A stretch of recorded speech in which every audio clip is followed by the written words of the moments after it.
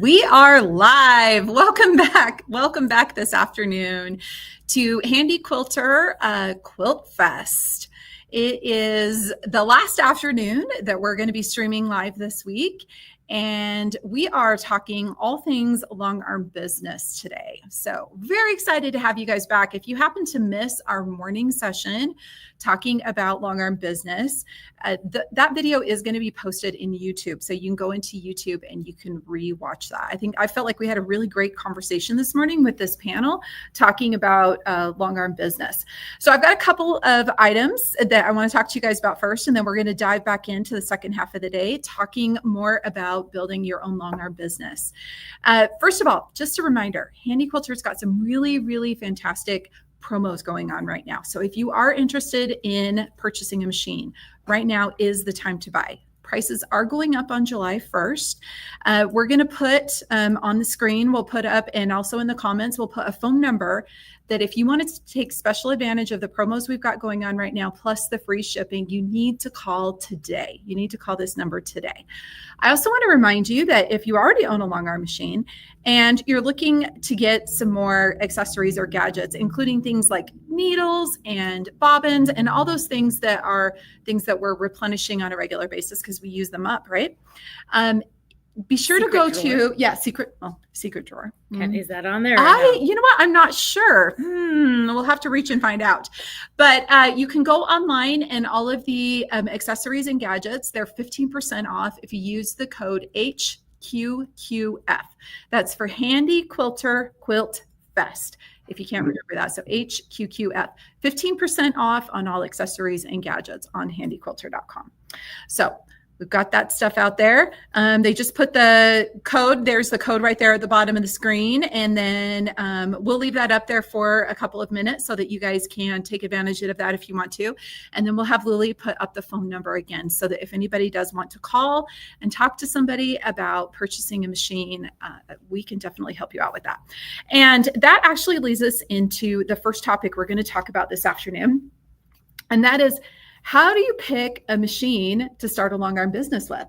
And we were talking about this a little bit before we jumped into this. So I wanted to hear everybody's advice on what they would recommend for a Longarm machine to start a business with, because my guess is we've all got something maybe a little bit different to say. So I think we're going to start with, should we start with Shauna this time? Sure. Let's start with Shauna. Before we jump in, I want to tell people, go ahead and be putting comments in. If you have questions, type your, like wherever you are, whether you're on Facebook or YouTube, we have them up so we can see your comments. Yep. And we need to have your questions so that we can answer them at the end. So make sure you're typing those in. Yes. Sorry. No, that's really great. And you guys, you know what? I just thought of something else really quick. Let's go around the room and do quick introductions again, because my guess is there's probably some people joining us that weren't here this morning. So I'll start. My name is Kim Sandberg. I'm the education manager here at Handi Quilter. I have run my own Longarm business for almost 10 years now and done a lot of things in the quilting world. And you are? Shauna Westergaard, Handi Quilter, national educator. You can find me online, Ladybug Threads Quilting. And I have been quilting for customers as a business for about 7 years. 7 years. All right. Megan, you want to introduce yourself?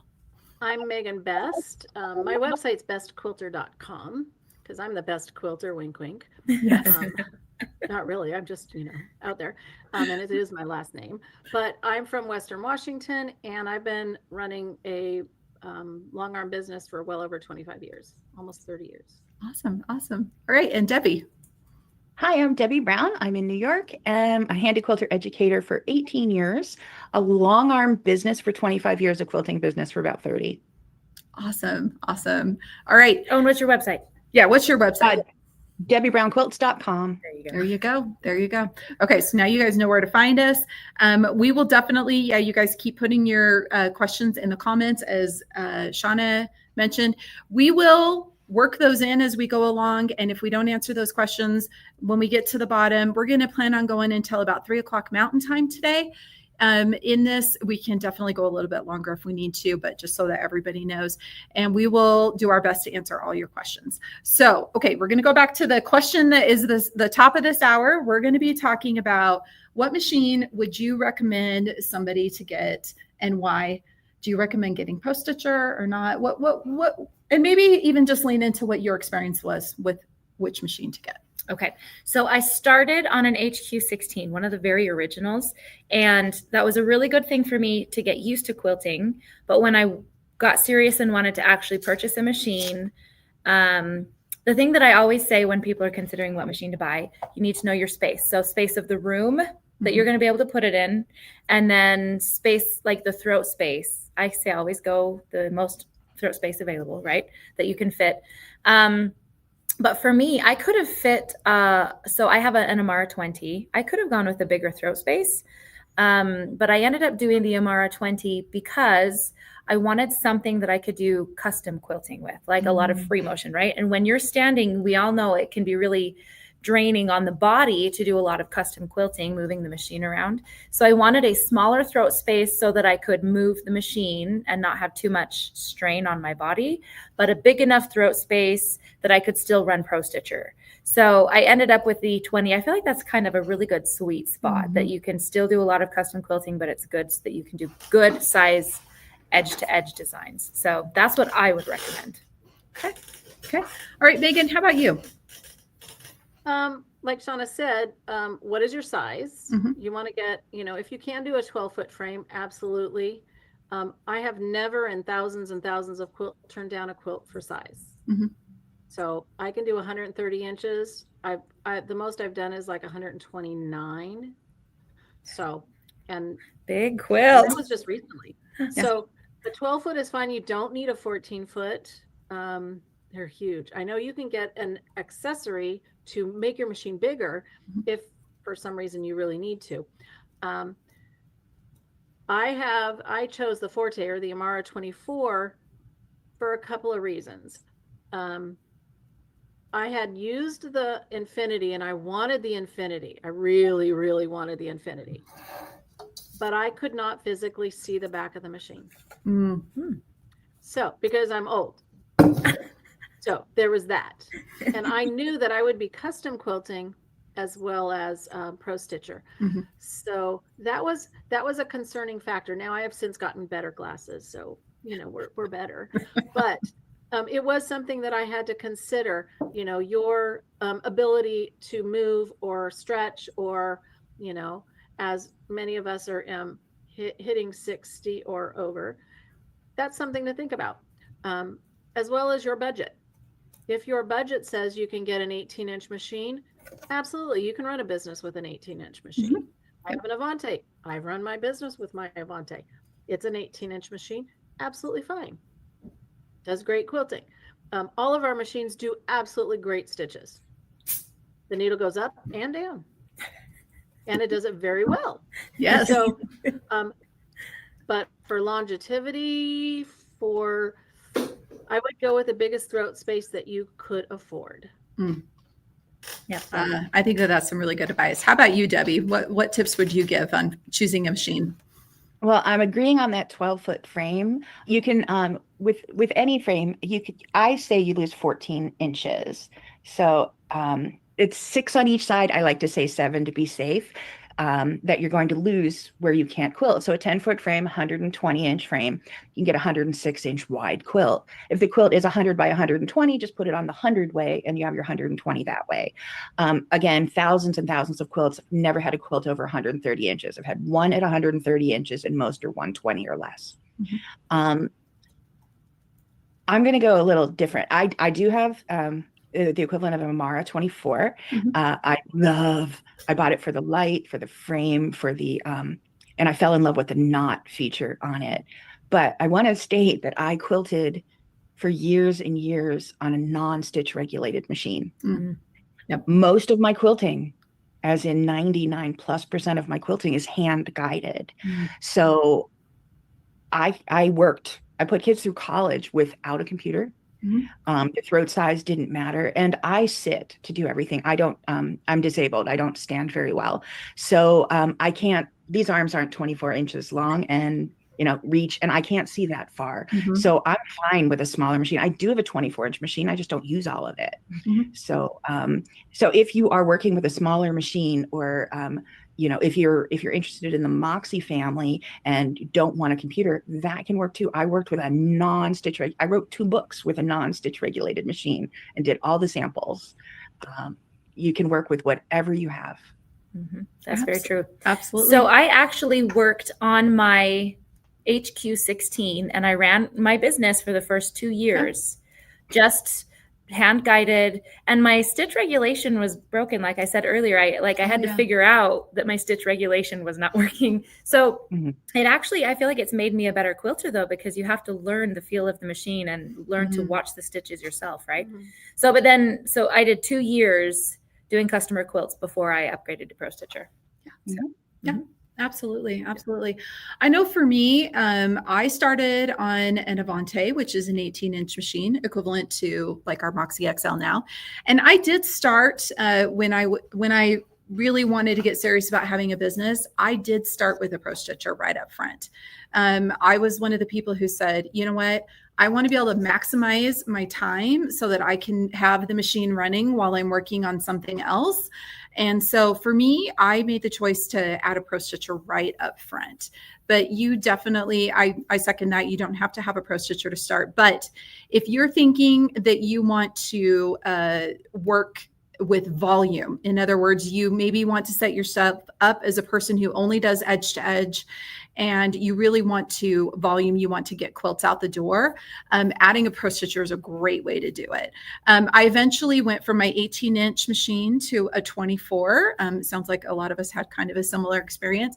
And the 24 is really great because I can take advantage of that bigger throat space when I am doing edge to edge. But when I'm doing custom quilting, so when you're hand guiding the machine, there's about a 12-inch sweet spot that you really do most of your quilting in, because just like Debbie mentioned, I am tall and I do have longer arms, but I still don't do my very best quality quilting with my arms clear out here. I love fun, and I look like we got really quilting. Yeah, you do your best quilting right in this, and that's one thing that is really nice about, I think, the 24, the Amara 24 has this beautiful sweet spot because it's great for, and it's got a lot of really great features for free motion quilting.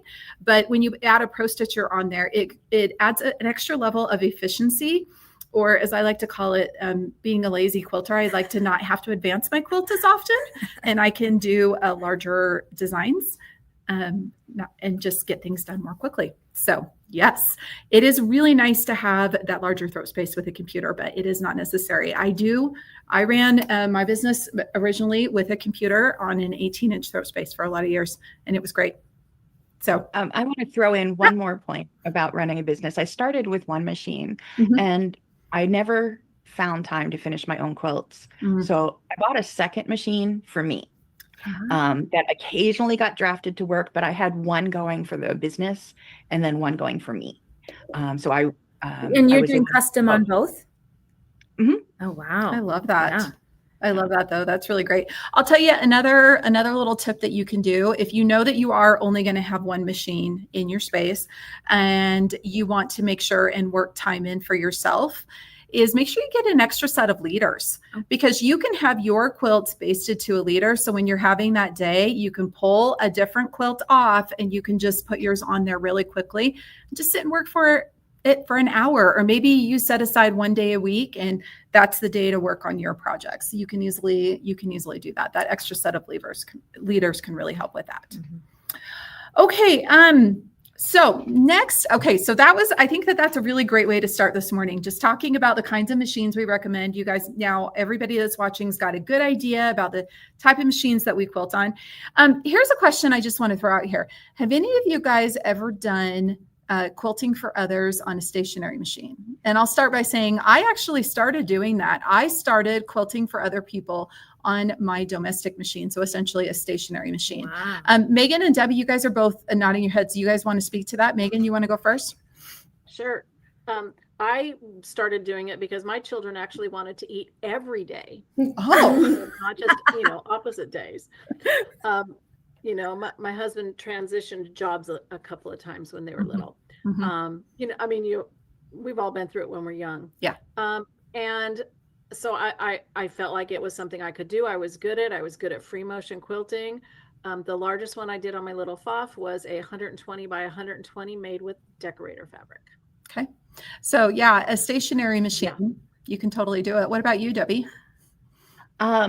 Well, I started on a home sewing machine with a 4, 5, 6-inch throat, Mhm. and I was terrible at it. So I said, obviously, it's the machine. So I bought a long arm, and now I do most of my quilting on here. Mhm. So I have been paid to do quilting. Sometimes if I have something on the long arm and something small comes up, I'll stitch it on here. Yeah. I have Because now I can quilt both ways equally, Yeah. but not originally. Yeah. It's a, there's a lot of similarities between the two, but it is different because the one you're moving the machine and the one you're moving the fabric. But if you, I guess kind of my point here is, I'm trying to say, especially to the viewers out there, is if you don't have room for a frame mounted machine, you don't have room for that 10-foot or that 12-foot frame, and you want to start a long arm business, but you do have room for a stationary machine, you can absolutely quilt for hire on a stationary machine. You can do it, hands down. Another note I wanted to make there too, just talking about that 10 or 12-foot frame. You guys all mentioned that you have 12-foot frames. I only have room for a 10-foot frame. And I have been quilting on that 10-foot frame for, I think I've had it 4 years.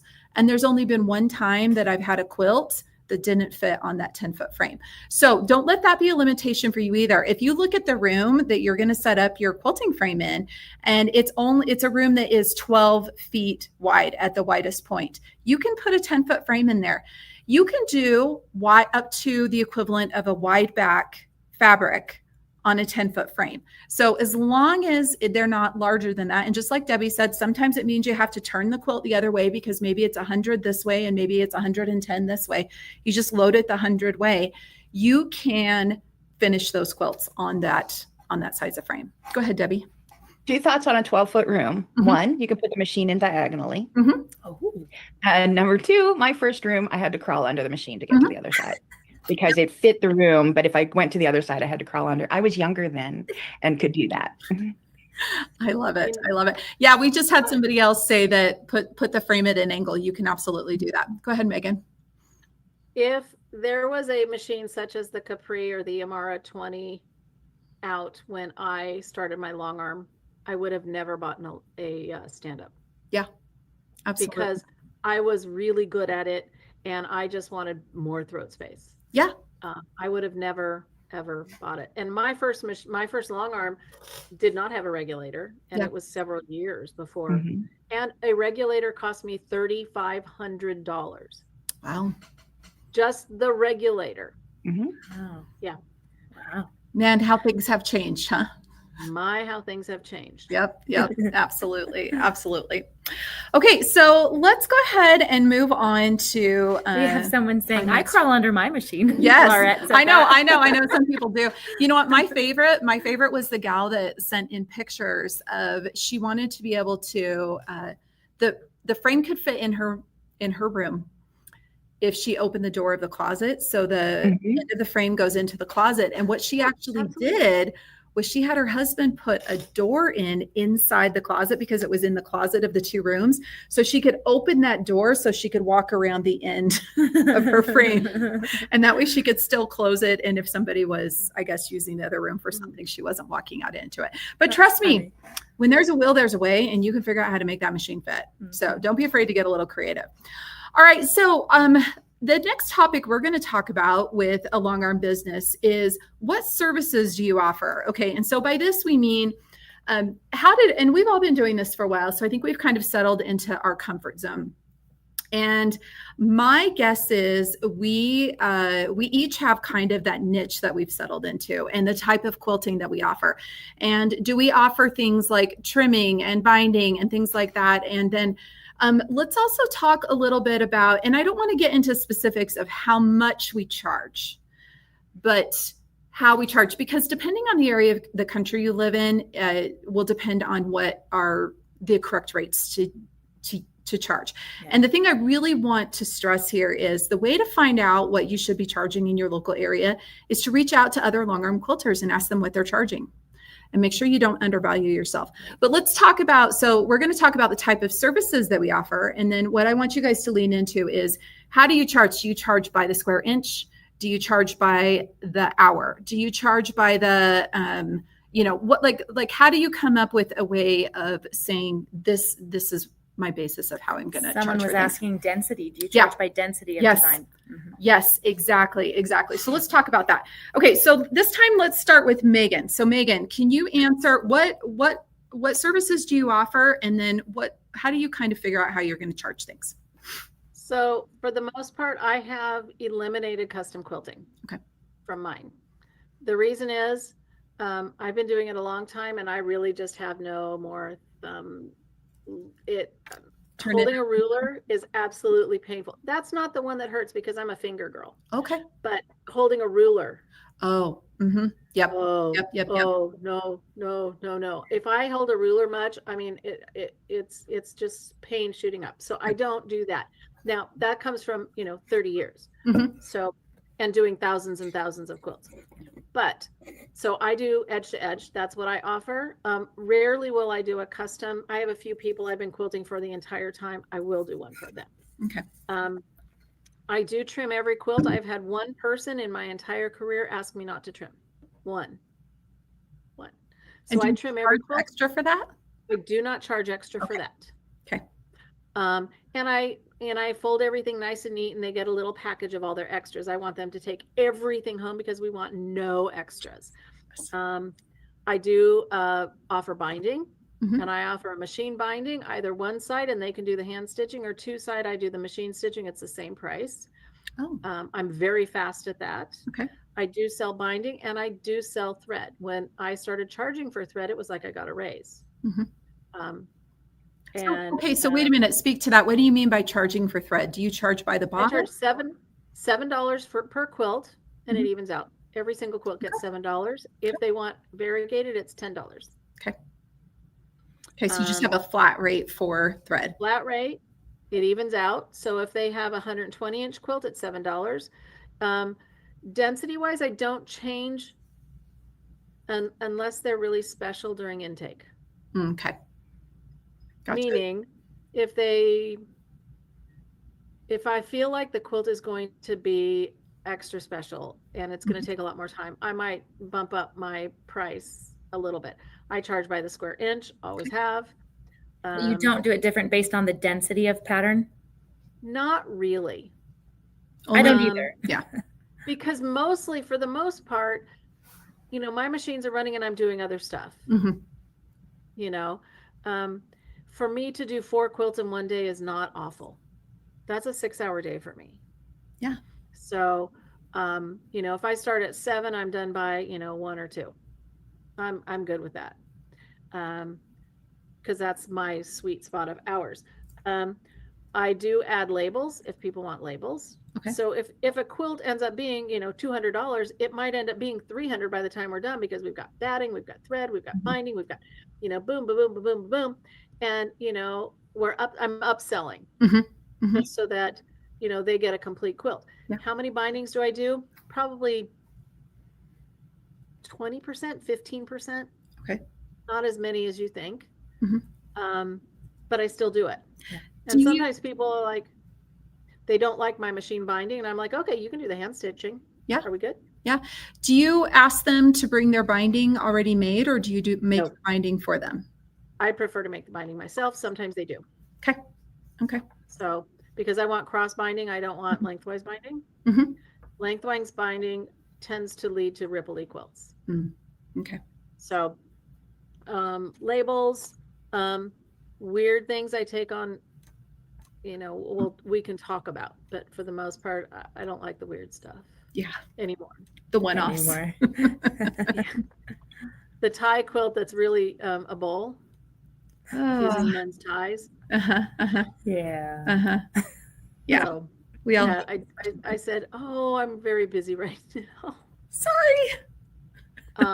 The nice thing is, and this is a comment, sort of, that our machines will go over anything. Mm-hmm.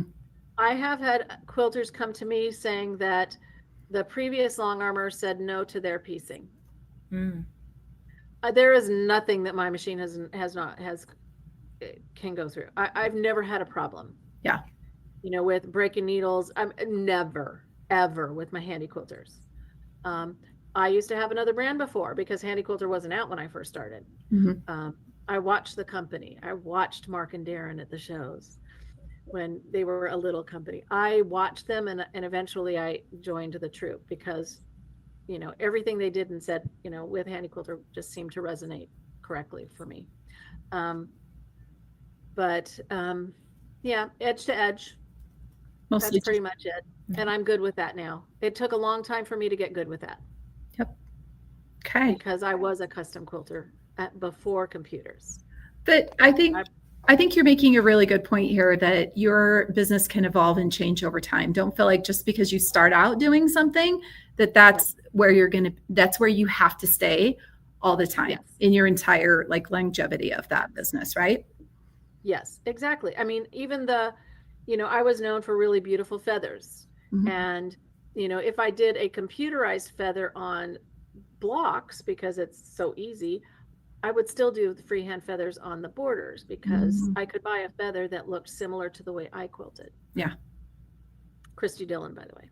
Yes. That's great feather. And, but now I'm just like, you know what? I'm just going to not go there right now.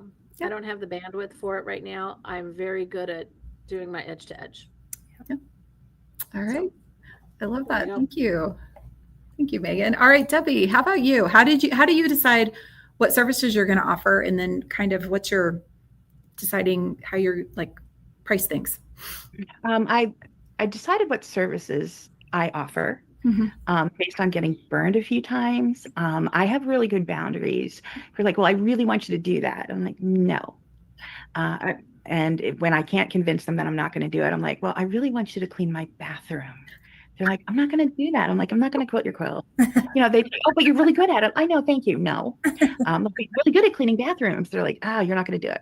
So I chose carefully. And basically what I offered was edge to edge or hand guided custom. That's it. I didn't trim quilts unless I was requested to with a good story. Like, you know, I don't have the space. I really can't do it. And I didn't charge anything for that. I did not do bindings. I do bindings for a couple friends, but that's about it. So not a lot of special services. And I whenever, as far as how to figure out how to price it, my timer was my best friend. And now we all carry timers with us everywhere we go. But I had a little timer. There was just like a little button on my desk that I could start and stop. So I have a friend that I quilted for her as I was trying to figure out how much to charge per inch and stuff. And I was like, yeah, give me your quilt. I'll just charge you a couple bucks for it. And then I would time it and say, oh, that type of quilting takes me this many hours. So I'm going to raise it to that much per square inch. And if I did sample quilts for a shop, knowing that I'd get 50 to 100 of them afterward, I would say this quilting is going to cost you $275 because I know how many hours it took. I knew how many cents per square inch that worked itself out to. And I also knew on my calendar how many hours I had to commit to working in that day. Yeah. Just because it's flexible doesn't mean, well, I just did an hour today because I'm flexible. Well, I still had promised to do 11 hours over the next 3 days. So I have to find that time. Right. And to know how long something takes is really important. Yeah. Yeah. So, and calendaring and prioritizing and things like that are really, you will never get in trouble for giving a quilt back early. Yeah. No. Yeah. Well, and it's that whole idea of under promise and over deliver, right? Definitely. Yep. Definitely. Yep. And then you have to allow, you might get sick, you might have a family emergency. You have to allow time for service, getting your machine serviced, things like that.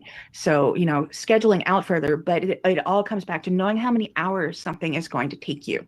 Yeah. And then I use the edge to edge as kind of like dessert or a palate cleanser. I'm like, oh, that's just so fun because and just, you know, do my little swirlies on it or whatever. And it was super easy. And I'm like, oh, that's fun. Can I do another one of those? Okay, now I'm ready to take on a big custom job again. Yeah. But, you know, I can work that out within my week. Yeah. Yeah. Which one I'm going to take.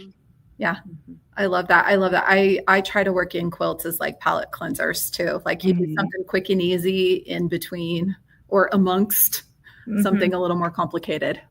Or you need to break it down. Like, oh, I can't make myself go do it. Do something small, quick, easy to break the dam. And then you're feeling you're back in the groove again. Absolutely. Absolutely. I really like that. All right. How about you, Shauna? What do you do? So I kind of mentioned before, I do trim quilts And I don't charge for that, but it's just part of my process. That's how I kind of signal that I'm done with it.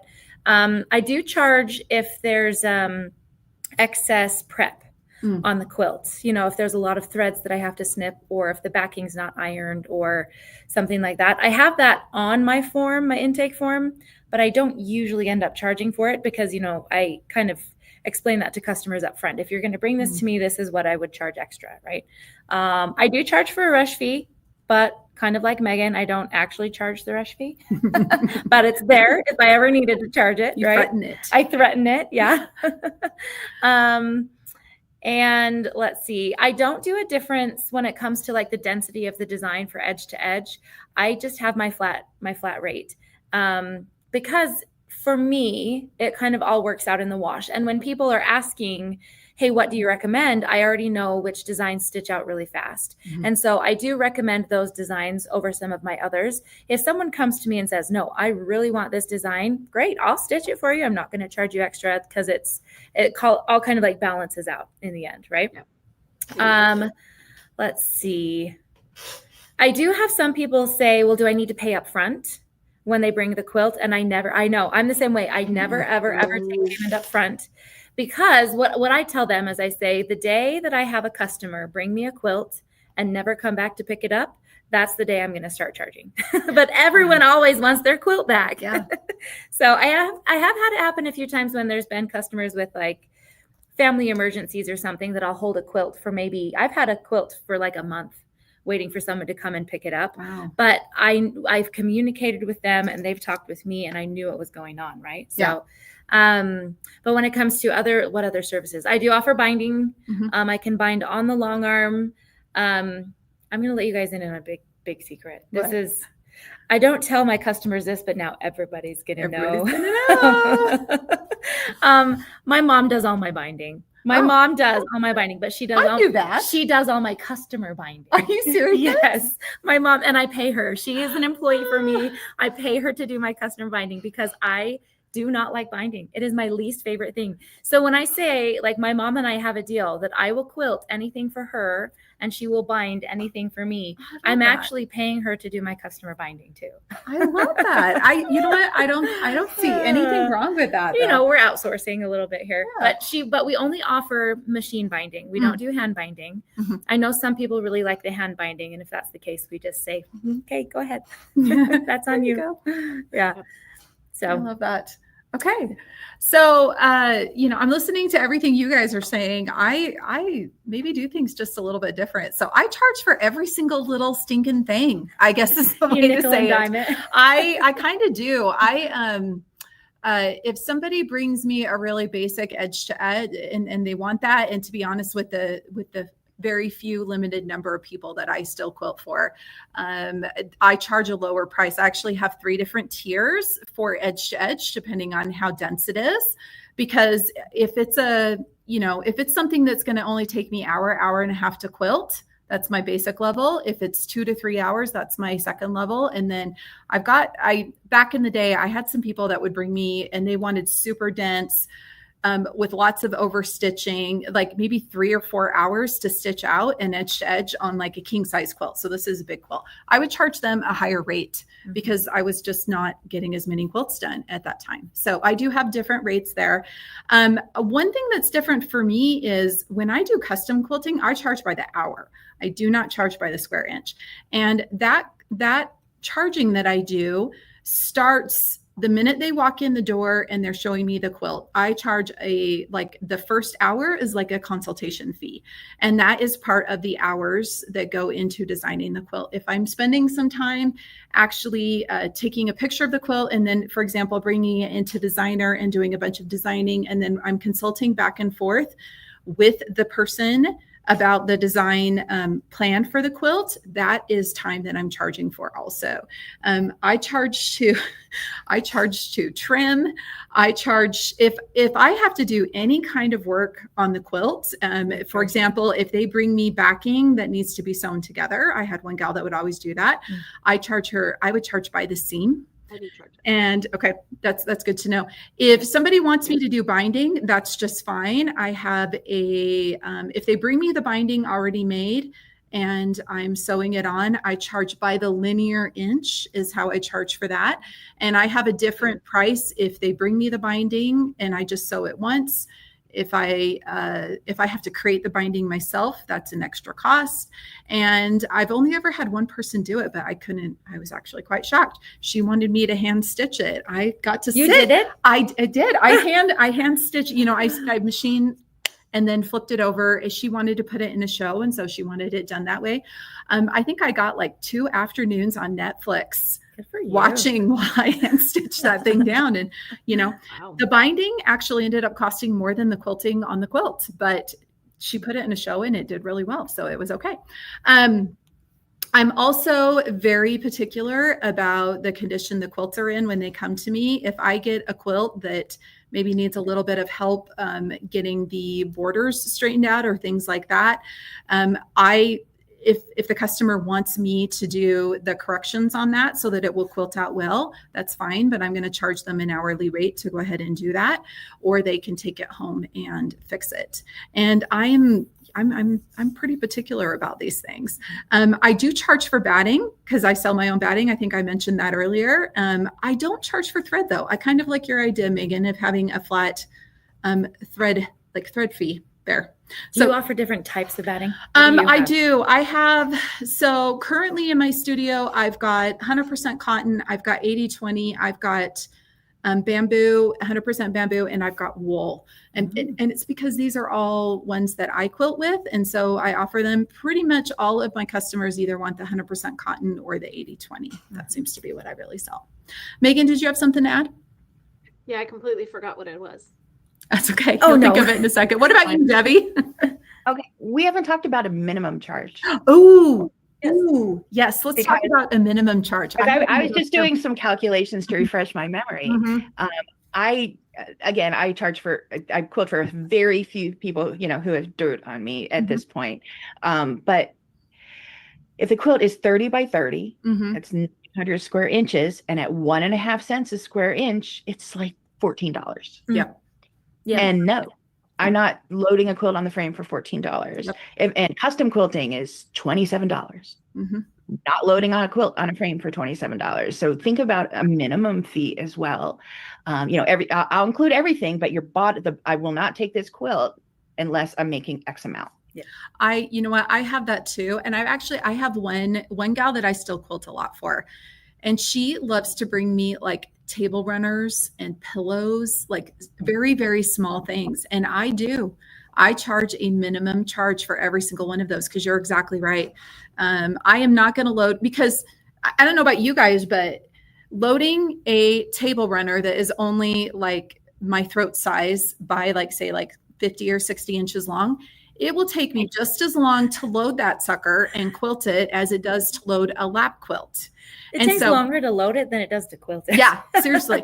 And so I have that minimum charge, and when I go through and figure out the stitch, like by the square inch, if it falls below that minimum amount, it automatically gets bumped up to that minimum. I do not put anything on my frame for less than minimum. I don't thread my machine unless you're paying me X amount. Yeah, exactly. It's because I know that small table runner from start to finish is going to take me that hour no matter what. And that's what my time is worth.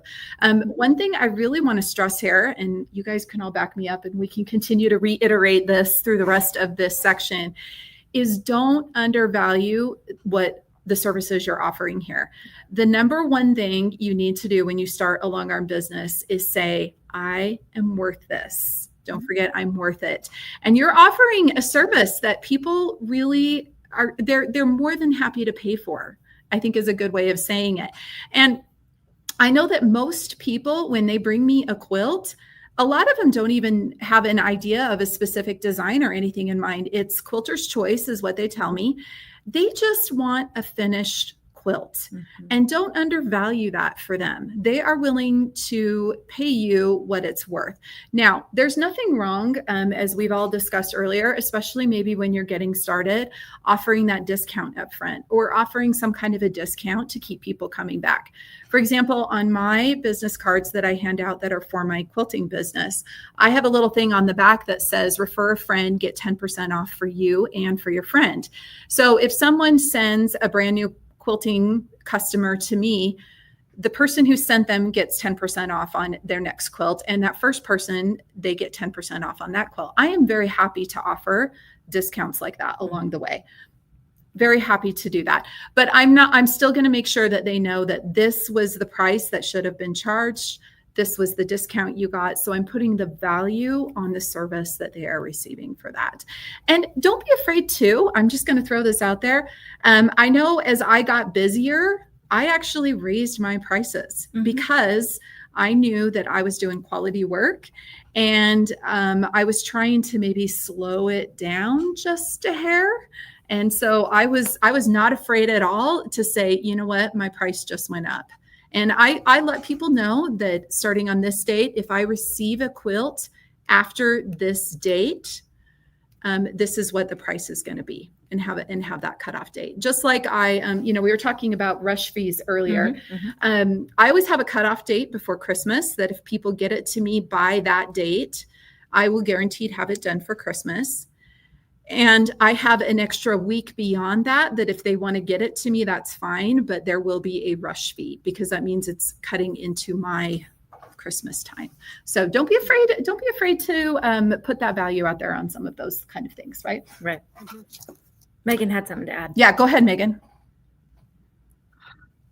Did we forget again? I'm so sorry. Go walk through a doorway and you'll remember. I'm not walking through a doorway. I had somebody tell me So- this, that if you walk through a doorway and then you walk back through it, it will help you remember what you forgot. I do have a minimum, and yes, I do charge it. I have been in the process of thinking about raising my rates for a very long time, or doing a multi-tiered. Hey, this is my easy ones. These are the designs that are a crime to quilt almost. They're so fast. Yeah. There's a few of those that I've thought about, but then I just never did. Yep, haven't gotten So around to it something. yet. There is one other thing that I want to mention that is so important, and Yes. we haven't. What's this?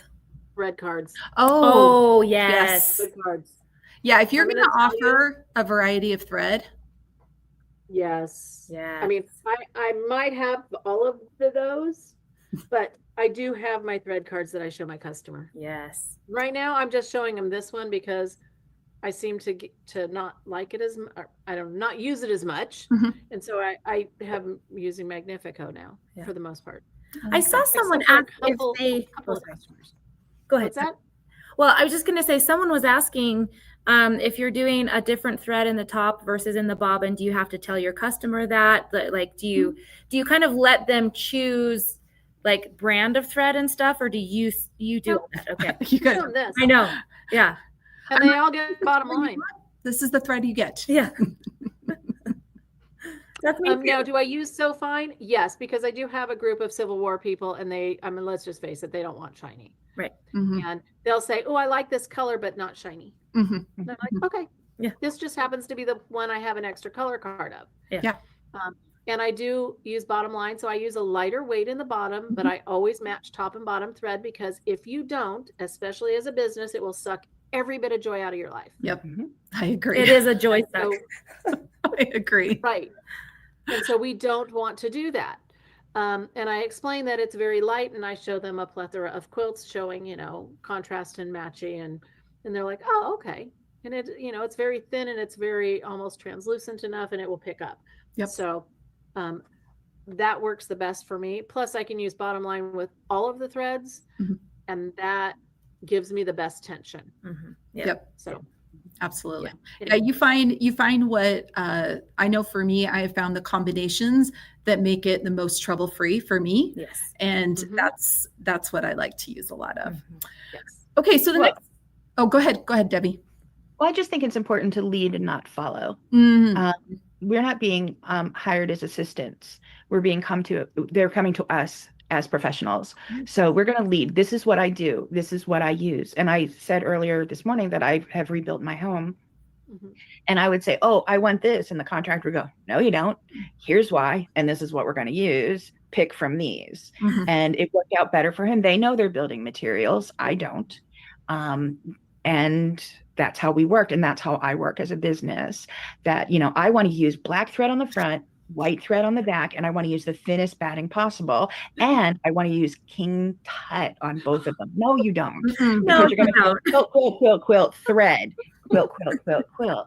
No, No. you're going to use a batting that has something in it, and you're going to use a thin bobbin. You're going to use a regular, whatever you want on the top, and we're going to work that way. So lead, know your tools, know what you're doing, and stand on that. It's going to make everyone happier. If you think, oh, I want to be nice, I want to make them happy.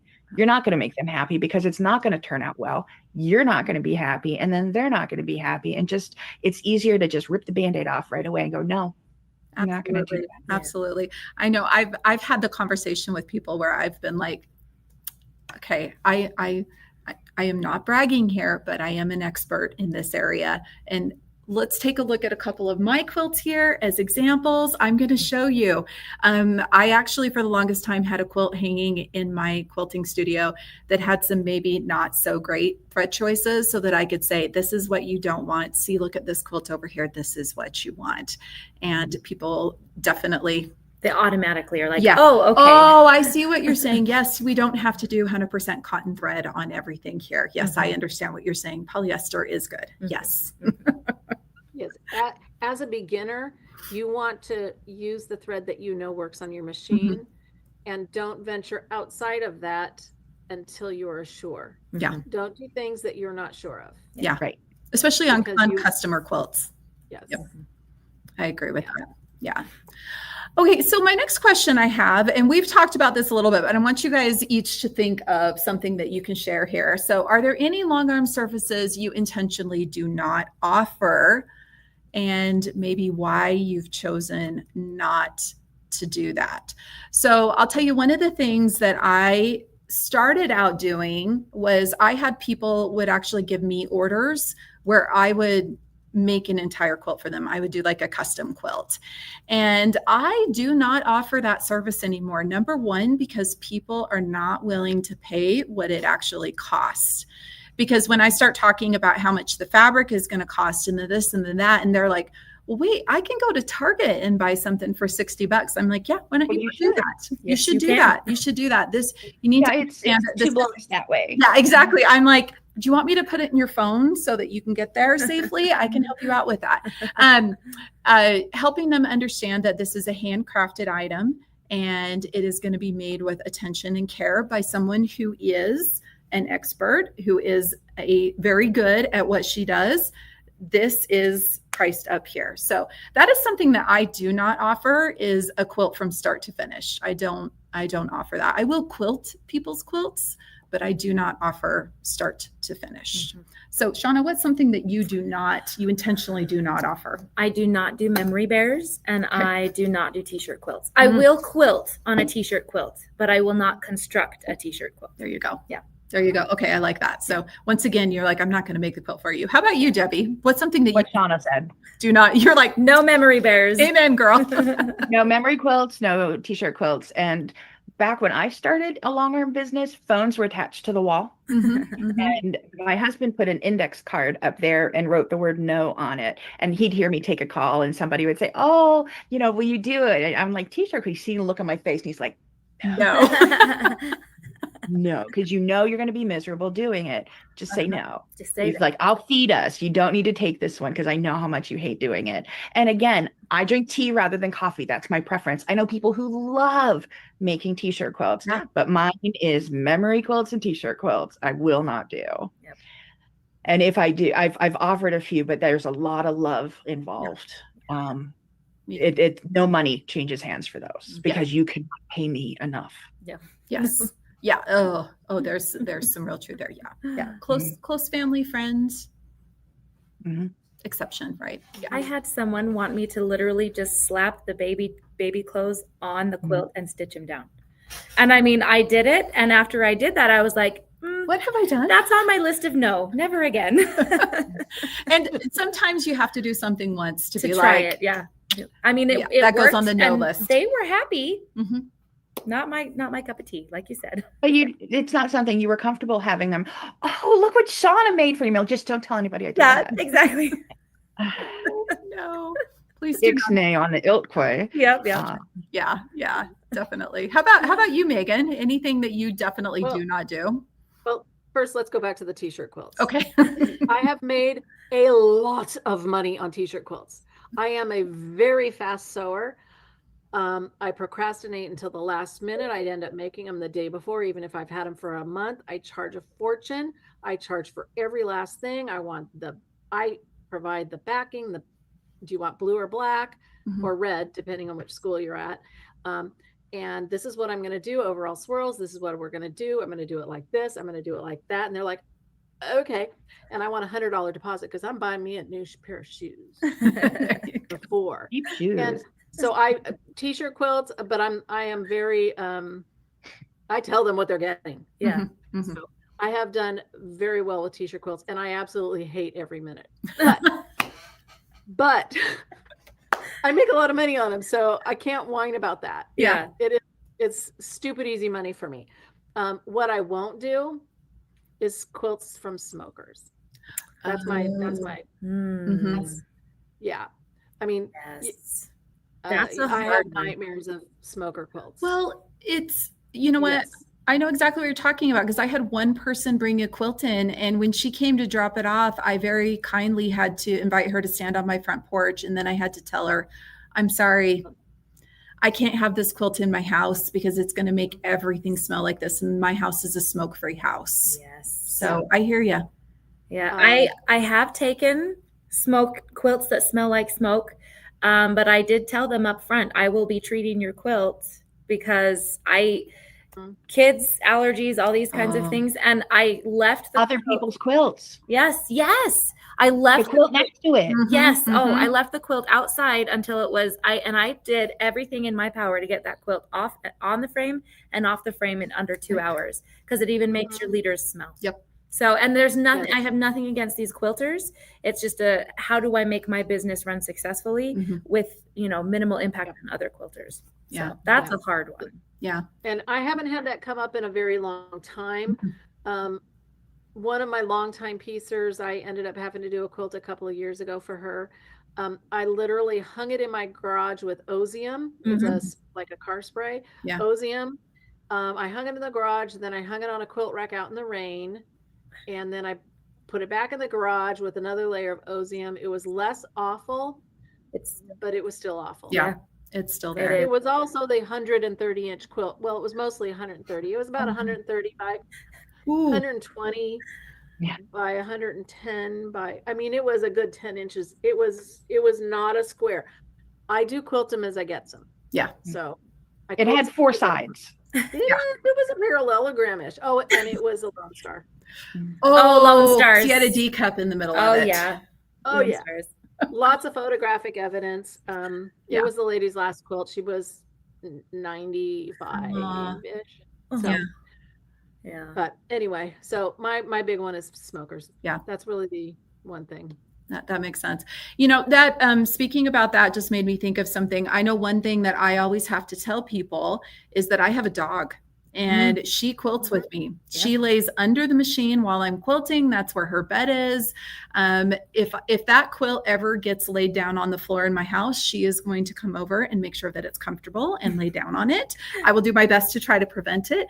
But that is another thing that you do want to think of when you are going to be quilting for others. If you have pets, be sure to disclose that to people up front so that they know that there will most likely be a couple of little friendly pet hairs that might attach themselves at some point. Even if you do keep your pets completely separate, if you are in a home with pets, that can be an issue. I know that I've had people call and ask if I will quilt something from a home that has a pet. And I, of course I will, not a problem.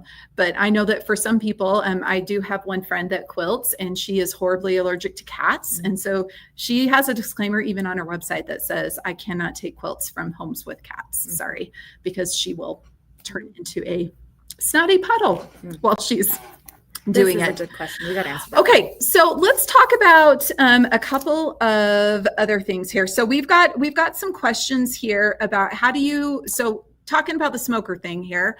If you've got a quilt that's been in that kind of an environment, saying yes or no.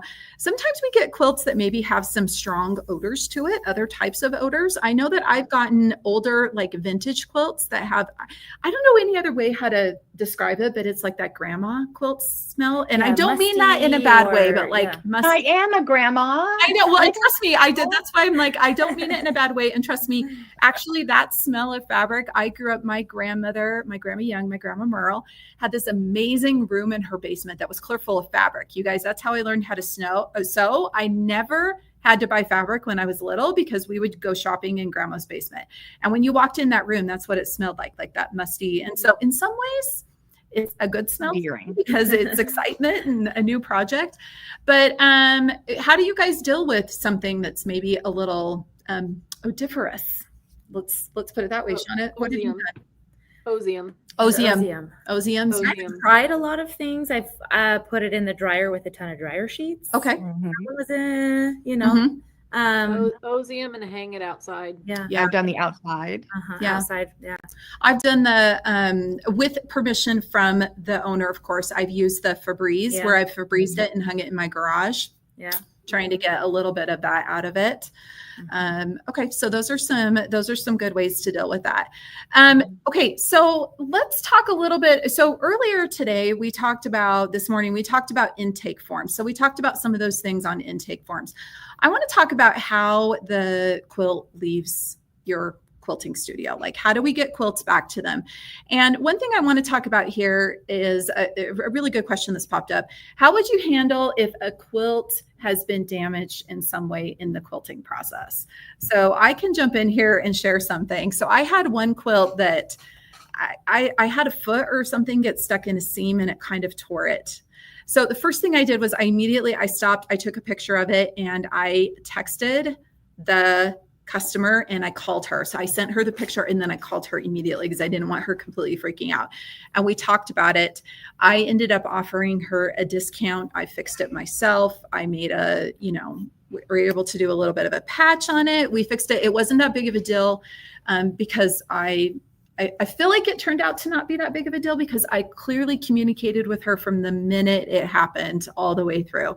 I had one other time that I accidentally snipped.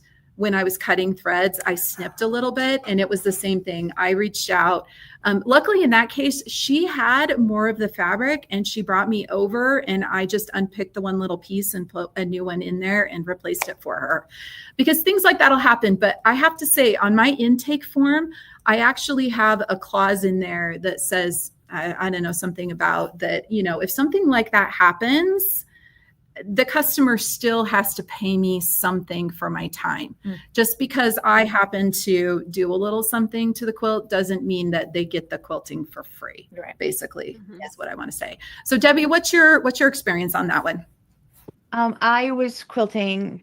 It was a shop sample and I moved my machine over. Apparently I skipped one bit of the basting. The foot got caught right in there and ripped it.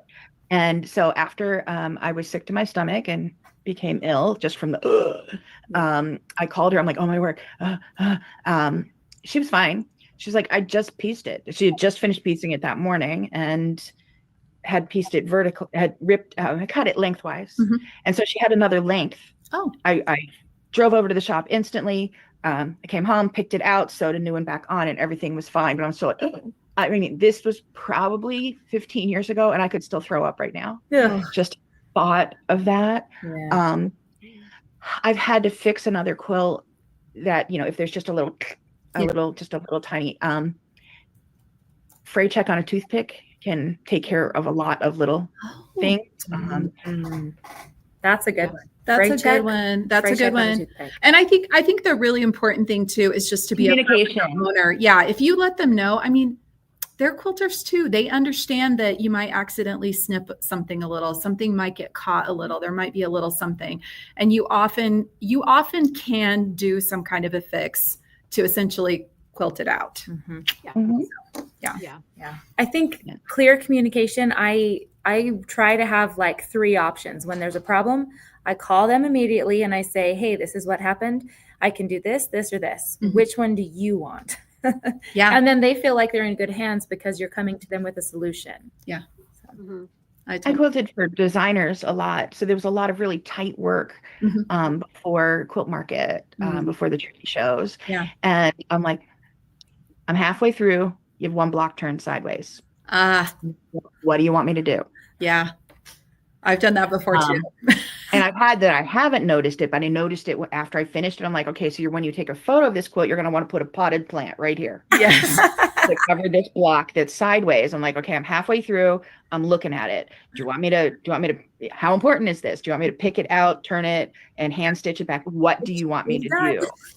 But that's a relationship you do with designer, professionals you're working with. But for regular customers, I do not edit quilts. I quilt it as it comes. Yeah. Just if it's a designer sample, I do. Yeah.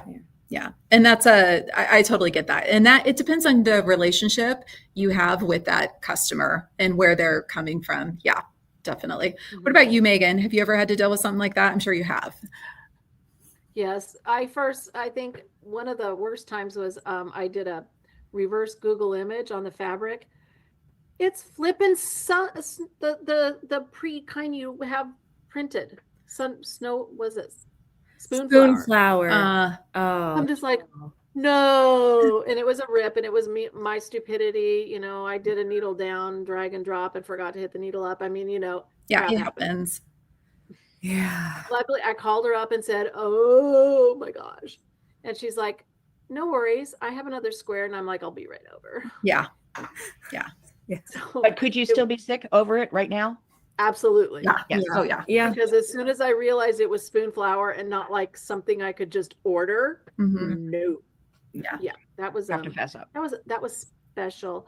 I've done a couple others where for the most part I was able to fix it without them knowing by either fusing and the way it quilted, taking a little bit more of a seam because it was not, and being able to fix it and they would never know.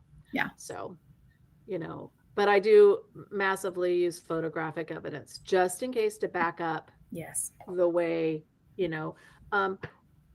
the one time I did not tell the person because truly they were giving it to somebody right away and they would never know. Yeah.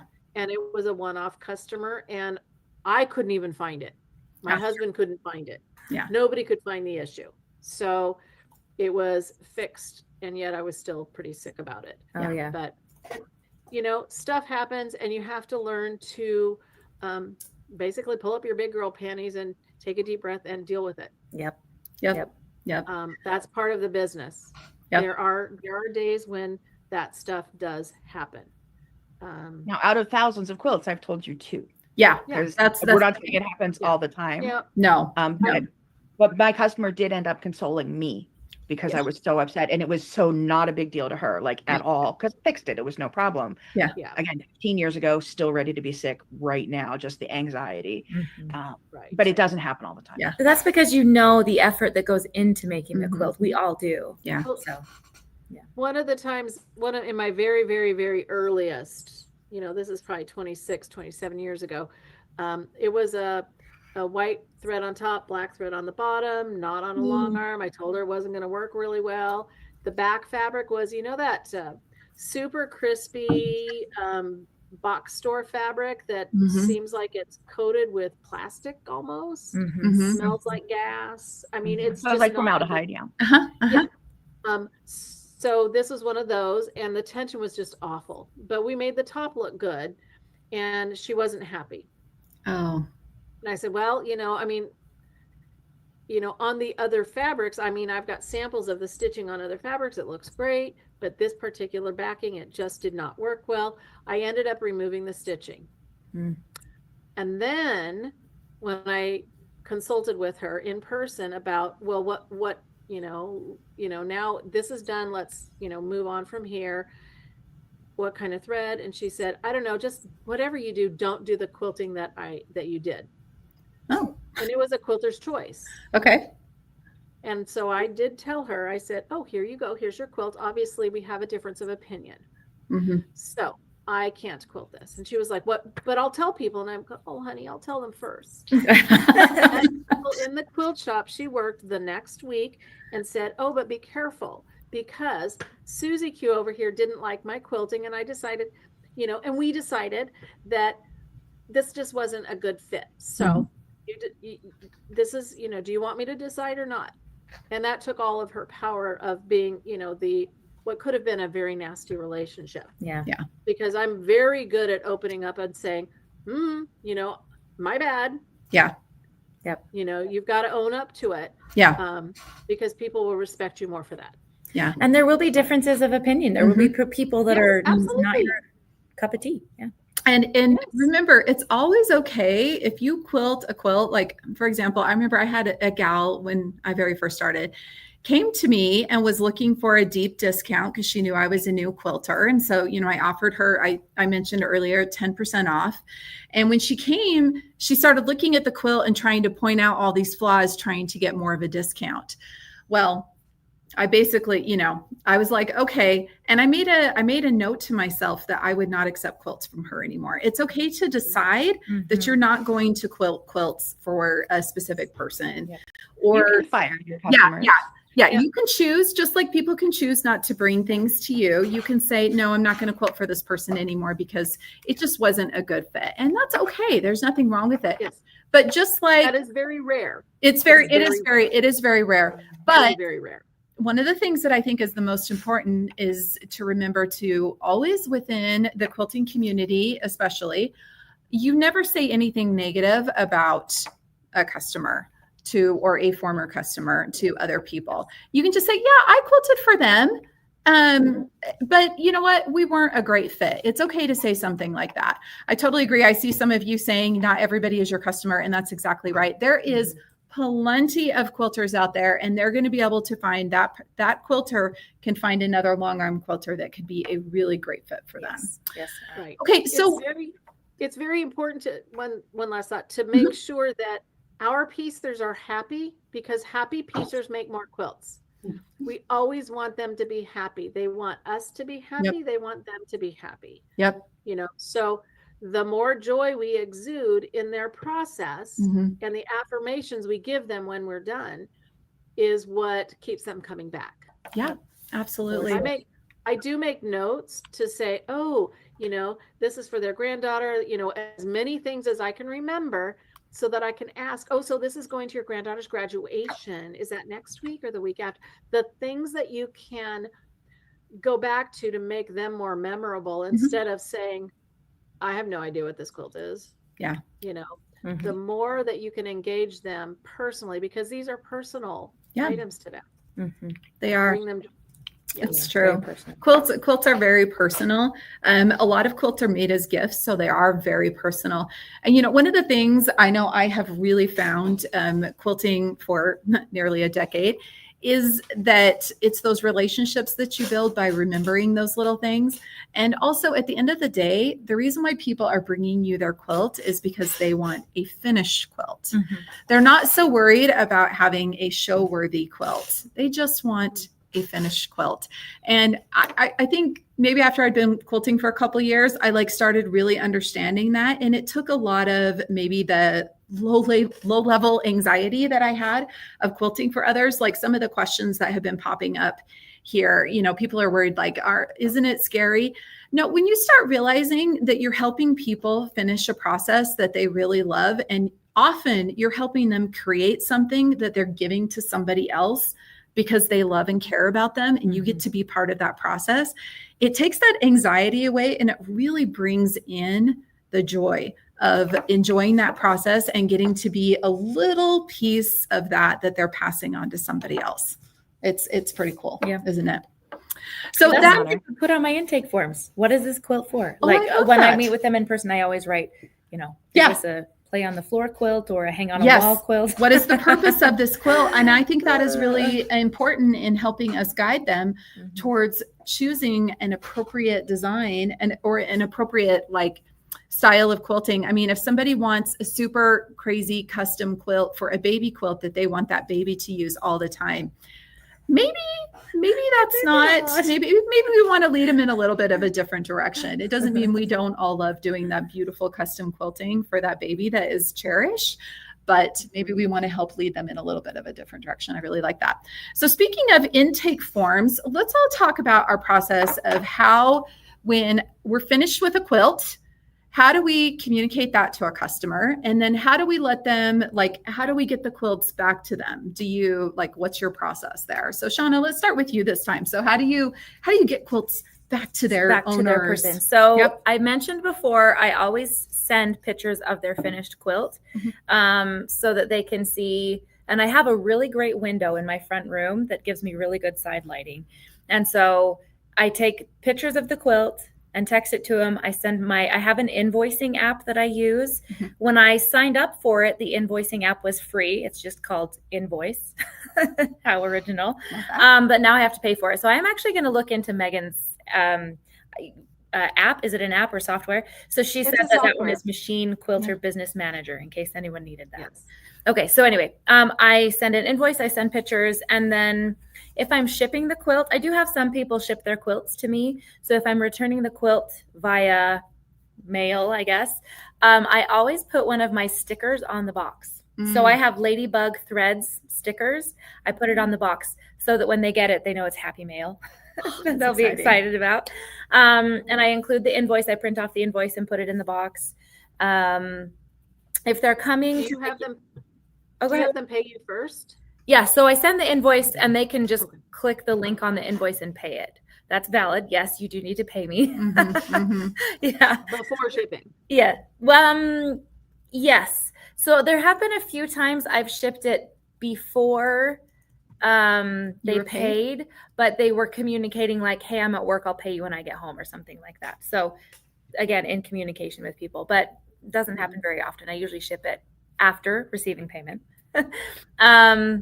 And then if people are picking it up in person, I always have it in a plastic bag. I bought my bags from Uline, uline.com. They have a ton of really good, so they're clear because then people pick them up, they can be excited with their bags. And then I usually have their scraps because I do trim the quilts most of the time. I fold them up nicely and put them in the bag. So it's all about the visual, right? We want them to be excited about picking them up. The visual. Yeah. How about you, Debbie? How do you get quilts back to your customers? At the local quilt shop. I bought floral bags from Bags and Bows. I buy them 100 at a time, and they're the ones that you put a flower delivery in. So it's a cardboard bottom, 2 plastic handles, and then like cellophane bag. Yeah. And so that they can see. Nice. They can see what the quilt is. And then there's a place at the quilt shop, just line them up. And again, friends with my local quilt shop owners, takes checks and puts them in the drawer for me. Because I haven't done as much quilting out, that type of customer work in recent years. So now, of course, I would do Venmo or more online like that. But I did a nearby shop once a week, and I did a faraway shop once a month. And that's how I dropped off and picked up quilts. Okay. I like that. So you would just drop them off. And do you contact the people? Oh, yeah. I let them know it would be there on what day. Okay. I wasn't sure if you did. And I'll be there at this time, and they could meet me while I was there. But if they couldn't, the quilt shop allowed that. Okay, perfect. Because I know some people would drop them off at the quilt shop, and the quilt shop would actually contact them. So that's why I was asking that. So you do? No, I mean, the shop was happy to have a reason to have people come in. Yes. To the store. And while I was there meeting with customers, I was an unpaid employee. I'm like, oh, did you see that new block in the month I have going on there? I really think you should use this batting, and I'd pull it off the wall and hand it to them. This I think will work great. So I'm just an unpaid employee.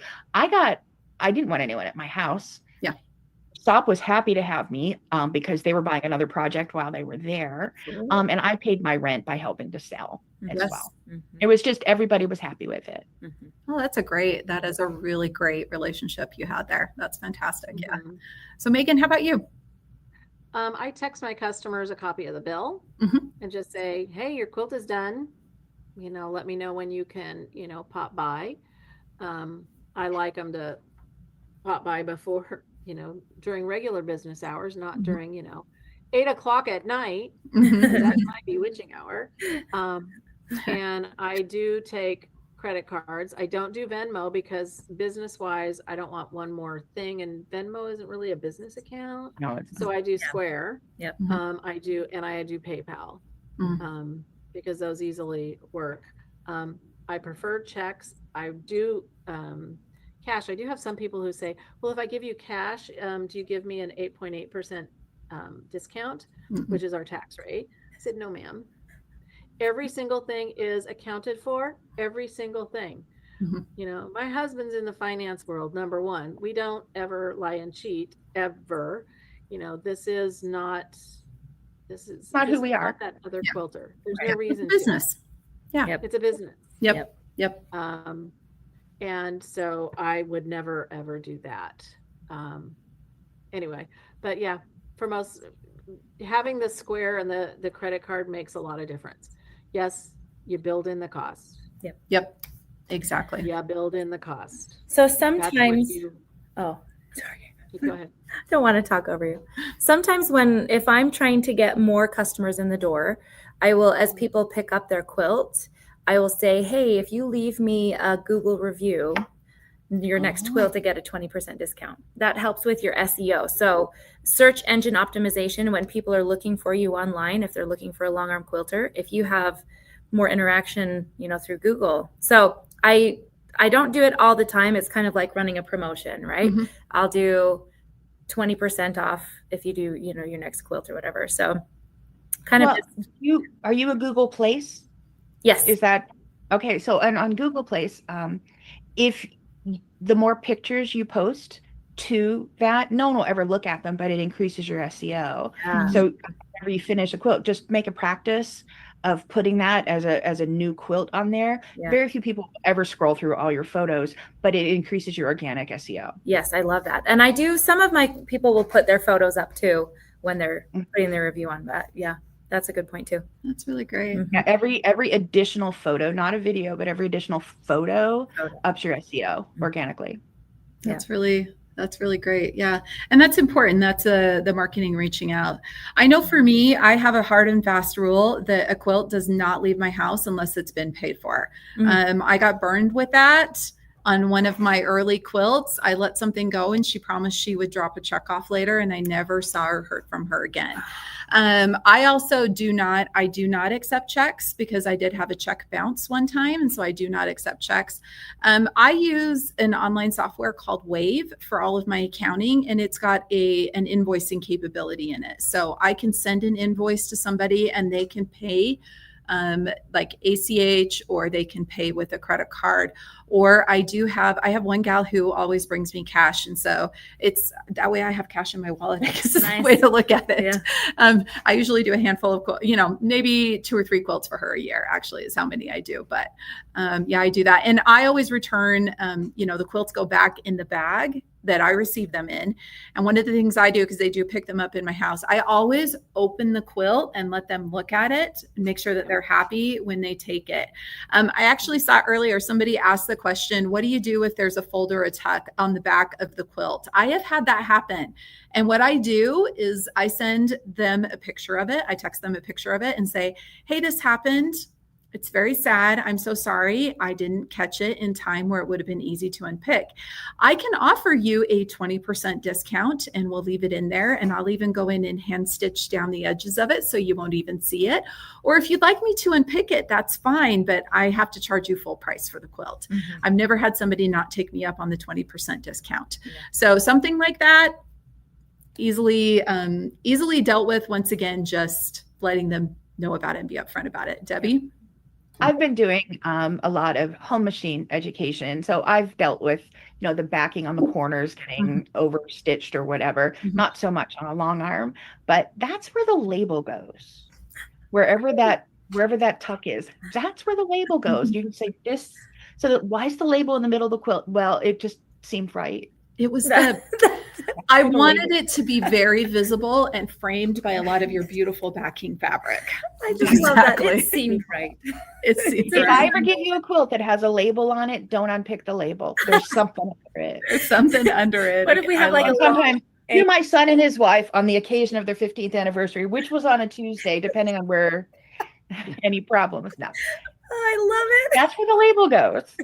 I love that. That is so I'm totally great. going to do that. I There may or may not be text under it. You won't know, but I'm going to have I like know. 3 labels on the quilt. I love that. know. Okay, so a couple of you have talked about putting labels on quilts. What type of labels do you put on quilts for customers? I have to admit, this is something I have never done. Yeah, that's me. I don't do labels on quilts. You for don't do customers. labels on quilts? You don't do labels on quilts? That's You a do- Megan thing. Only if I have to. Okay. And that's on my own. That's why I don't enter shows. No And- labels. And For so money. what type of label do you do? Do you do an embroidered label? And I do you do an charge for it? embroidered label, and I usually use a hunk of the back, and they have to hand stitch it. But I will, if I'm doing the binding, I can put it in a corner. Yeah. And I've got a whole bunch of fonts that I got from Designs by Juju, and I could do a label. One color, you get a choice of one color. Mhm. It will coordinate with your front. It will contrast with the back, but coordinate with the front. Okay. So if it's a brown and white quilt and the back is brown, the thread's going to be white. It's not going to be red or yellow. It's going to be something from the front. Do you charge per And- word? No, it's $20. Okay, for a $20 label. And then I just hit run and make it go. Mhm. So it just, sometimes I'll take 20 minutes, but it's not like I'm doing it. It's a button. Yeah.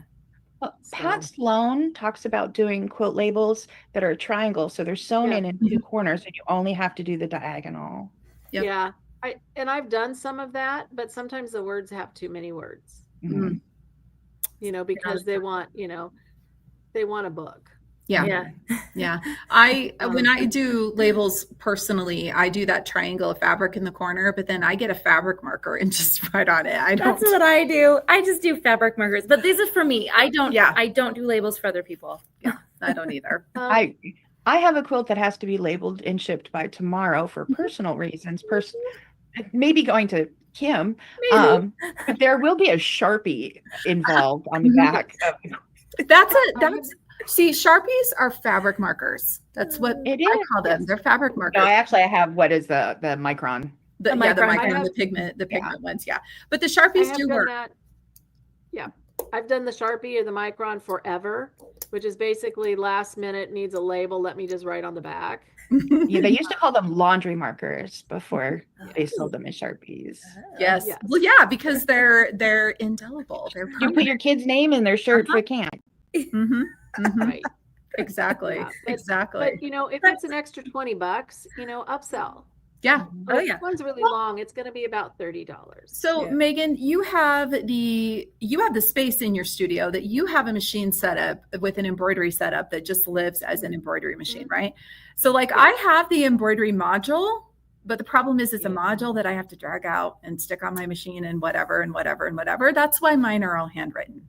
So if you And- do have the space, that's great. Right. If you do have a space, and mine is a 10-year-old single needle. It's a Janome embroidery machine. It's only embroidery, Yeah. which is why it works. Mm. When it was an embroidery module, it didn't work because I needed that machine to sew. Mm. Now I have an embroidery machine. My sergers do sit on the floor. My embroidery machine sits on its own little cabinet. I also have a straight stitch machine and then a big Janome that does all the fancy stuff. All the fancy But it's not an embroidery machine because I don't need that. Right. Yeah. Right. No, I love that. Having the dedicated machine for that. I think if I had the space for that and I had a dedicated machine, I would probably actually use it. It's the, yeah. You guys, I have to tell you, someone just put in a comment that says, Annette said, I think you girls could take this on the road. Funny, informative, and friendly. I just love it. So apparently we're going on a road trip. Thanks, Annette. Can we go to the beach? Yeah. We should visit the Yes. beach. Let's go Hawaii. to the beach. Well, we were saying earlier that we all need to go to Megan's house for a quilt retreat in her quilt barn. So Yep. maybe we could start there. I know that there's beach not too far from your house. Yes. So Yes. looking up there. 15 minutes. Oh, we're gonna do it. It's a cool beach. Cold beach. We Rock could beach. do that. Rock Yes, candy. road trip. We'll see if we can take this on the road. Okay, you guys. So I think this is a really good question, and this is one that we can maybe kind of lean into, and then we can all kind of be thinking about how we want to wrap this up, and then go back and see if there's any other comments we want to answer to. But okay, over the years, how have you worked to set expectations for your customers that can be met consistently? So how do we consistently put out good quilts? How have you set that up so that customers know they're going to get what they're going to get from you, that customer expectation? So that's something we've worked towards. So I don't know, who wants to start on this one? I have one. So okay, go for it. We've talked about overpromise. No, wait. Yes. Other way. Other way. Under promise, over deliver. I know I was going to say that wrong. So I am currently working on a custom quilt for someone, and I have had this quilt way too long, and it's because my machine needed to get a repair done. Yeah. And so it's nothing that was in my control or her control. And so I've already talked with her about it, and there's going to be a discount because I'm not able to over deliver, under deliver, whatever it is. Over deliver. Thank you. Over-deliver. I'm not able to over deliver. And so I'm going to make sure that I'm taking care of her as a customer so that she still feels valued and knows that this was out of my control. Yeah.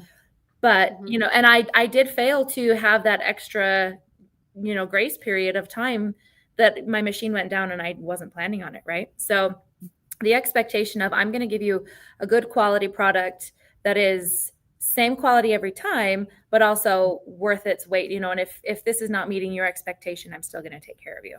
So I really like that. Yeah. I know I can never say that right though. Over deliver or under deliver. It's never going to be right. I'm buying myself out of a problem.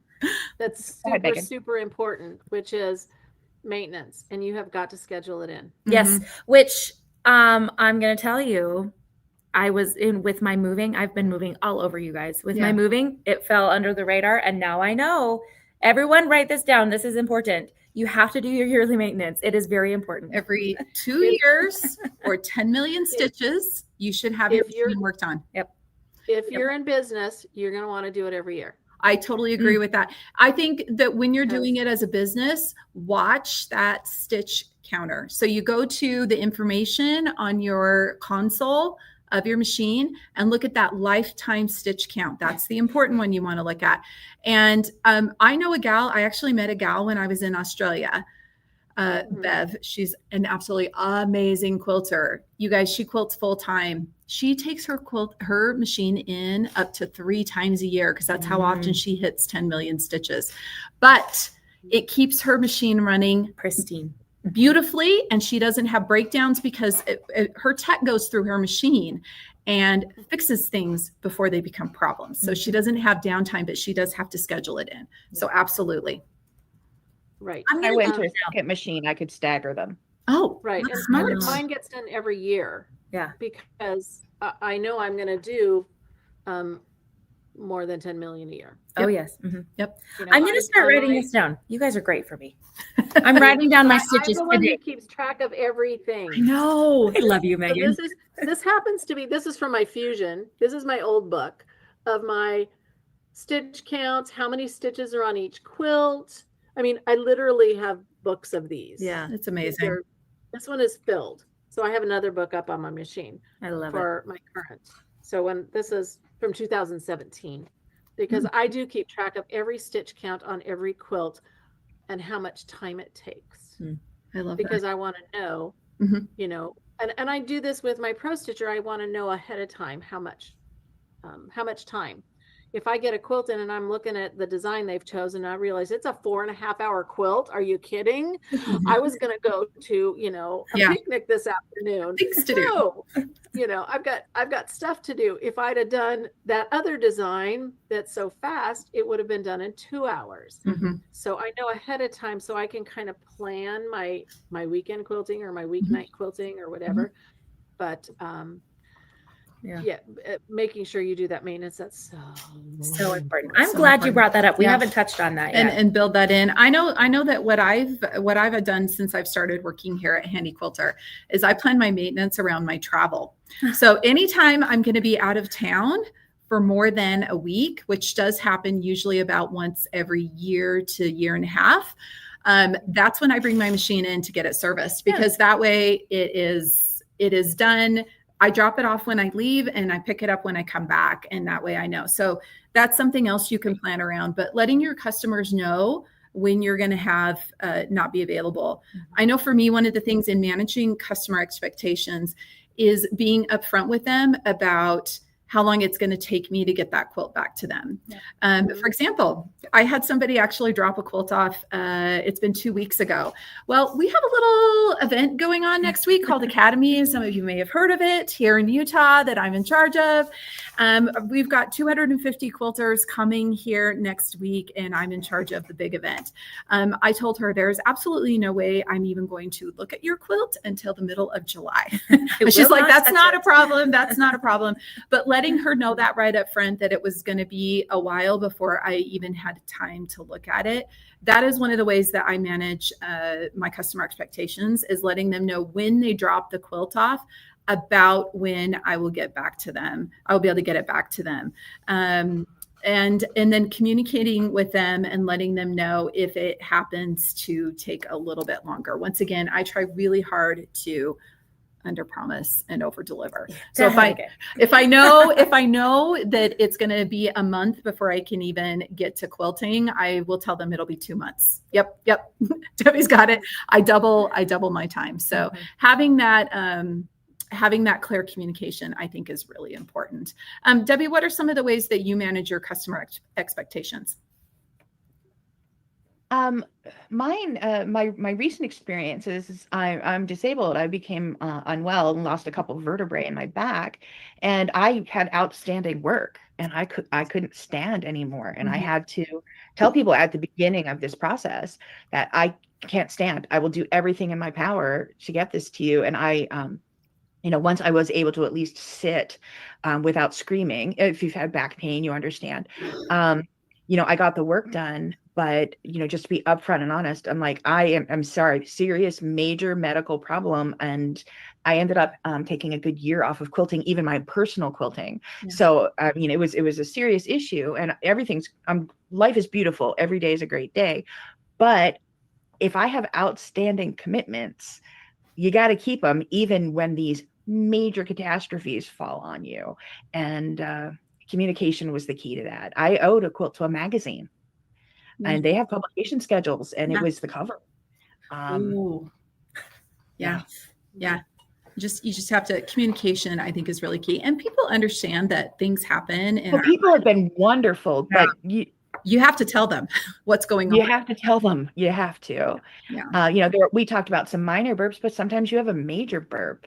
A little bump here and there in your business. My machine went down or whatever. I took a year and a half off of my sewing machine, and I had to clean up the work as I was going into the hospital and then deal with it. And quilters are above average individuals. Absolutely. And if you have that reputation of keeping your word, that on the rare occasion you have to break it, they'll understand. Yep. Because everyone knows something, stuff happens. Yep. Yeah. It's true. It's that saying, in the absence of communication, people tend to lean towards the negative. So if you communicate well, people know. I know that, it's been almost a year and a half. I ended up having a surprise surgery. I had to have my appendix out, which, happens. And I remember coming out of the surgery and the surgeon explaining everything they did. And like the next thought I had was, I need to have my husband bring me my phone so I can text my customers, because I had a couple of people that I was planning on getting some quilts done that following weekend for. And I had to be like, gals, sorry, that's not going to happen. I can't stand up straight right now. Going to be a few weeks. Yeah. And my husband's like, why are you worried about this right now? And I'm like, because I told him I was going to have these done this weekend. And so, yeah, I totally get it. And your rest and recovery would have been better once you closed those loops. Yeah. Because it's going to take your stress out. I think the worst thing we can do is not communicate, because it becomes a bigger thing in our head that the longer we wait to call, the harder it is to call. Yes. And just right up front, this is what happened. Hi, I'm flat on my back today. Can't stand up at all. Not sure when that's going to change. I will keep you posted. Yep. And that's the best we can do. Yep. And that's But if we don't say anything, yeah. Well, see, but that's why you have a list of other long armors in your area that you trust, because you never know what's going to happen. And you can say, hey, if you want to wait, I'd love to do your quilt for you. If not, I have 2 other people I can refer you to. Yeah, absolutely. And, that goes along those lines. I mentioned earlier that I have a 10-foot frame at home. And so I have the names of a couple of gals who do have 12-foot frames. And so when I have had people bring me that quilt that doesn't quite fit on my frame, like I told you, there hasn't been very many, I'm able to refer them for that business. And in the same vein, I've had other people refer people to me because they were too busy. They needed maybe a quicker turnaround, or they knew that maybe my quilting style fit a little better with that quilter than their quilting style. Yeah. So having that good communication with other quilters in your area is important. One of the things I would definitely stress is there's plenty of work to go around. When you start talking to people that have been quilting for a long time, it's pretty common to find people that have big backlogs. That tells you that there is plenty of work to go around. Yep. Okay, so another question I wanted to ask was, how did you guys get the word out initially when you first started quilting that you were like open for business? Did you guys connect with a local quilt shop? Like what kind of things did you do? I know for me, as I mentioned earlier, at the Guild, I started letting people notice, see what I was doing, working with the charity quilts. And then I also went to a couple of local quilt shops that, while they didn't necessarily recommend me as a quilter, they had a spot on their counter where long arm quilters could leave their business cards. And so I started leaving my business cards. Another way that I ended up with a customer, this was really random, but I donated a quilt to my kids when they were in grade school to an auction that they had. And I put a business card on that. And I actually ended up with a handful of customers from people in the neighborhood who didn't know that I was there. And they're like, oh my gosh, there's like a local quilter that I can walk down the street and drop the quilt off to. So there's lots of different ways to get your name out there. So Shauna, how did you get your name out there? Business cards. Yeah, you kind of drop them anywhere you can, and then word of mouth. I do a lot with, for a while, I was paying someone to do my SEO, search engine optimization. That takes a little bit of effort too, but all of this, it takes effort to get customers in. I do think my best way to get more customers in, though, was when I was offering the discount on, to leave a Google review. Yeah. Like that brought in a lot of people. I was getting a lot of people that way. So, but the refer a friend thing, Yeah. It works. Yeah. I've done that before too. I'm trying to remember what else I've done. I know. How about you, Debbie? When you first started, how'd you get the word out? Well, I certainly wasn't worried about SEO back then. Yes. Oh, right. But I had a quilt shop nearby and then a quilt shop an hour away that I was friendly with. And I joined their clubs. So one had a club on one Wednesday a month, one had a club on a Saturday. And then I would usually join, they would keep a block of the month, show up and quilt it. And I joined in to genuinely be part of the process. But I made sure that, those were the days I was dropping off quilts for customers, what have you, and meeting customers. So the one an hour away, I'd pick up 20 quilts and then I would drive 20 quilts down the next month type of thing. The people got to know that, just to genuinely interact, not there, I'm here for your business. Yeah. I'm here for you. Once they know you, they like you, they trust you, they've seen your work, you build trust that way. I think now, if I needed to turn this up, if I suddenly needed to make more money in my business and needed to rebuild more of a customer base instead of just a few people, I would do more online. Yeah. And that's to be more giving. I found the key to everything I've done is to be generous. So here's a little tutorial. Here's here's 4 steps on how to prep your quilt for long arm quilting. I think I just did one just for me on 4 steps to basting your quilt type of Yeah. thing. I would do more social media, little clips, and see that more of a giving rather than an asking. Mhm. Yeah. Every so often just say, oh, by the way, I have this many openings, my turnaround time currently is X, Y, or Z. And that would be if I were doing mail order. Yeah. Oh, I totally agree with you. I think that that's the way to build that. The online component is definitely something that huge. was not there 25 years ago. And even 10 years ago, I know when I started my business, I did set up a web page, but like I didn't even do Instagram or Facebook for a couple of years. Like it's changed a lot. But I will say there's a component that you have to plan if you're doing a lot of like online, you're going to get a lot of mailed in quilts. And then you have to plan on the shipping. Like, do you want to deal with shipping labels, packaging, all those kinds? It's just another component of the business. You have to decide if that's what you want to do. So. I have a ship station in my house, and they come and pick up. I have a big box outside my garage that I schedule my pickups at night. And this is for other types of packages. But, if I were shipping out finished customer quilts, I just say package in box between garage doors, and all of my drivers know that. And if it's a rainy day, my Amazon driver will even shove stuff in there. It's not a legit US postal box, but they know where to pick it up. So I don't have to be home. They don't have to do stairs. It works really well. It's something you have to consider, right? Because there's a monthly cost. You've got to buy your shipping material, your boxes, and you got to get your stickers printed so that they have their Happy Mail sticker on there and all of that as well. And with Cricut, I can do my own stickers. So yeah, I know. Yeah, there you go. I do that. There you go. I love that. I love that. How about you, Megan? Being genuine, number one. At all the guilds, I've been in many, many guilds. I don't do all but one guild right now. But being genuine at the meetings. I've never ever said, oh, and I'm a Longarm business and I can do this. And the Longarmers who have done that, people don't like that. Yeah. So, but my customer showing quilts and me always having a quilt every single time makes a difference. Because genuinely, I am a genuine piecer. I do like to piece. I do like to quilt. I like to throw a lot of thread on my quilts. That's what I like to do. Showing that honesty with what you're doing helps. And I've always done that. Joining the clubs. Well, for a lot of times I was teaching the clubs at the different quilt shops. And that's where I got a lot of my customers in the beginning, was teaching the classes. That was huge in all of that. And business cards. I've had my website for 20 years now. Wow. 21 years.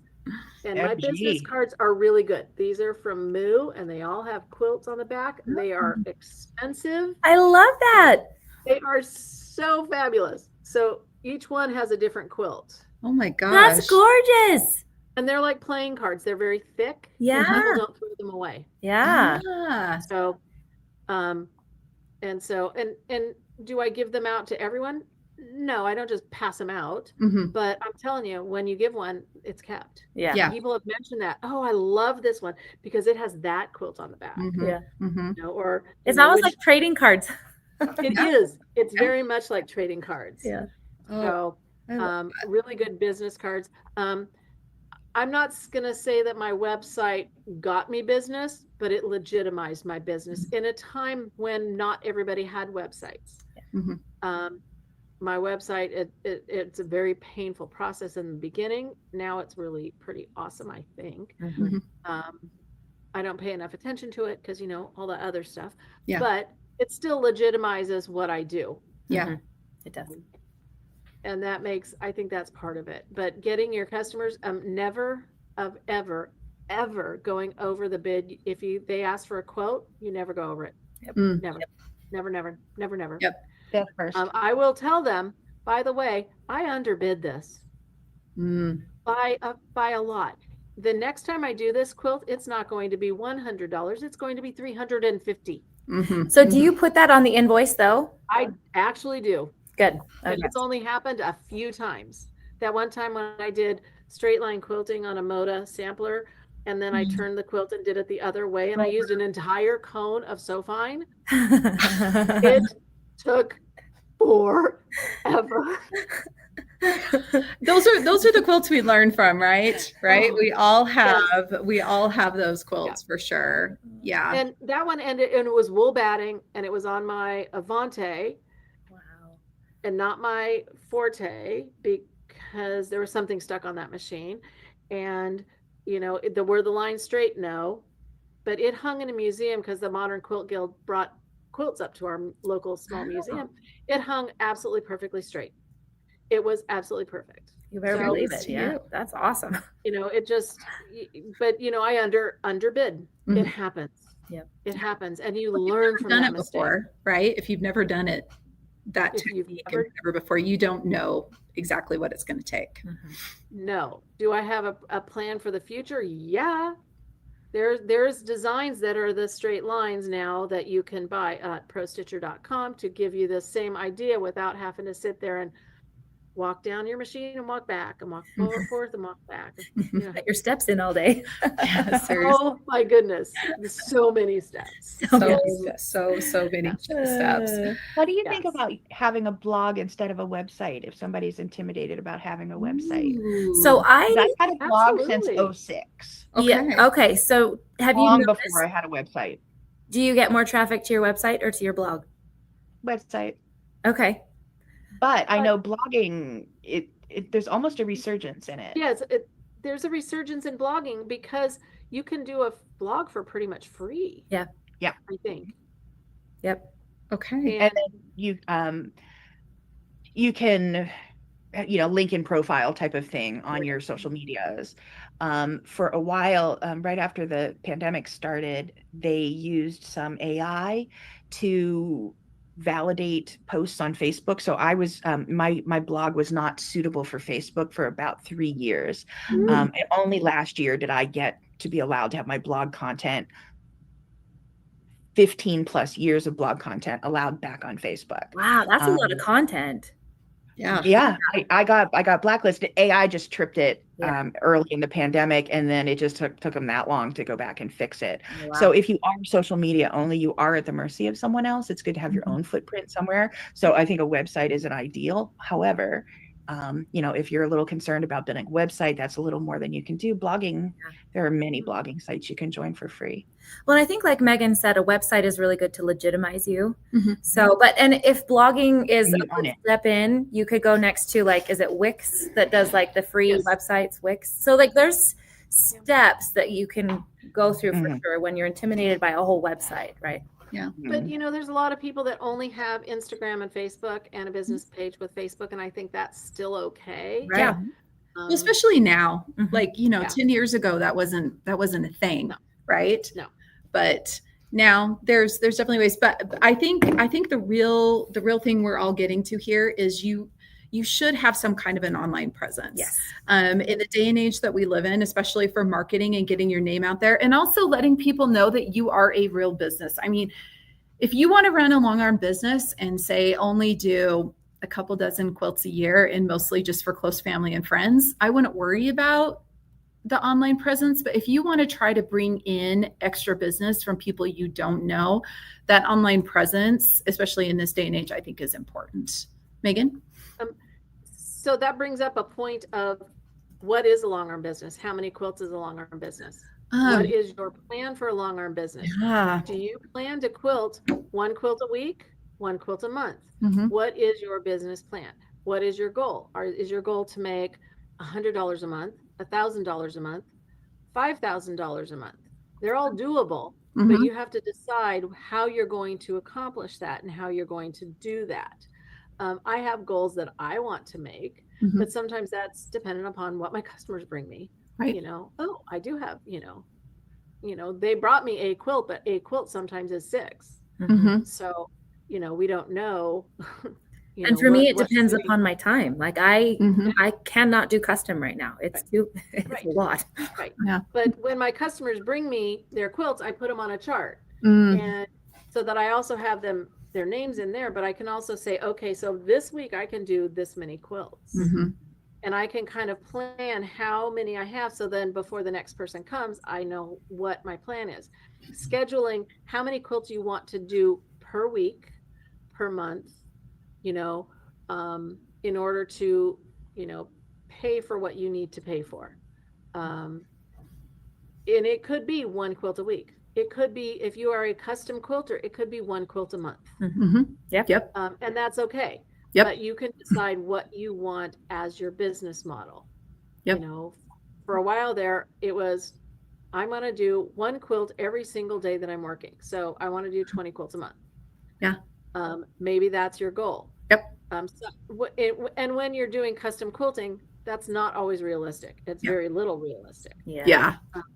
But if you're doing edge to edge, that's very realistic. Especially if you've got a computerized system. That's a very realistic goal. Yeah. Right.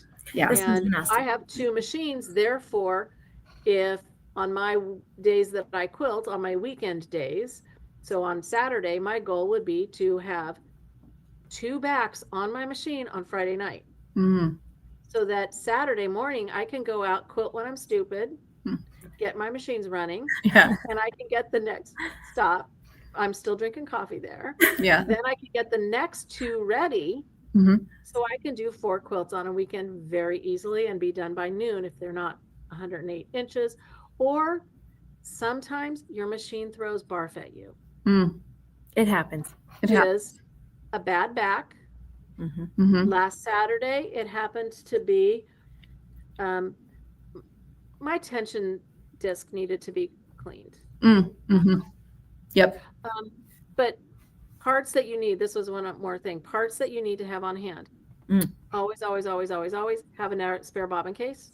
Mm-hmm. Yes. Yes. Absolutely. An unopened spare bobbin case. Mm-hmm. All of us. Yes. Yes. Go bad. A check spring. Yes. Mm-hmm. Yes. I have only lost 1 check spring, but I'm going to tell you it was very traumatizing. Yes. Okay. Those. And I do also rent out my machine. That's one other thing. Oh. I rent out my Avante. Well, that's Look part of at a business. you. Yeah, you can. That could be part Something of a to business consider. plan. Mm-hmm. Now, Yeah. do I only have 2 people that do it? Yes. Yeah. But that's okay. Yeah. It's I'm totally okay is. with those 2. Yeah. You know, they do it maybe 6 or 8 times a year. They're great friends. I'm in the room. Mm-hmm. They know how to do pantographs. I don't. They want to do pantographs. Yay. They're happy. They're happy. Yeah.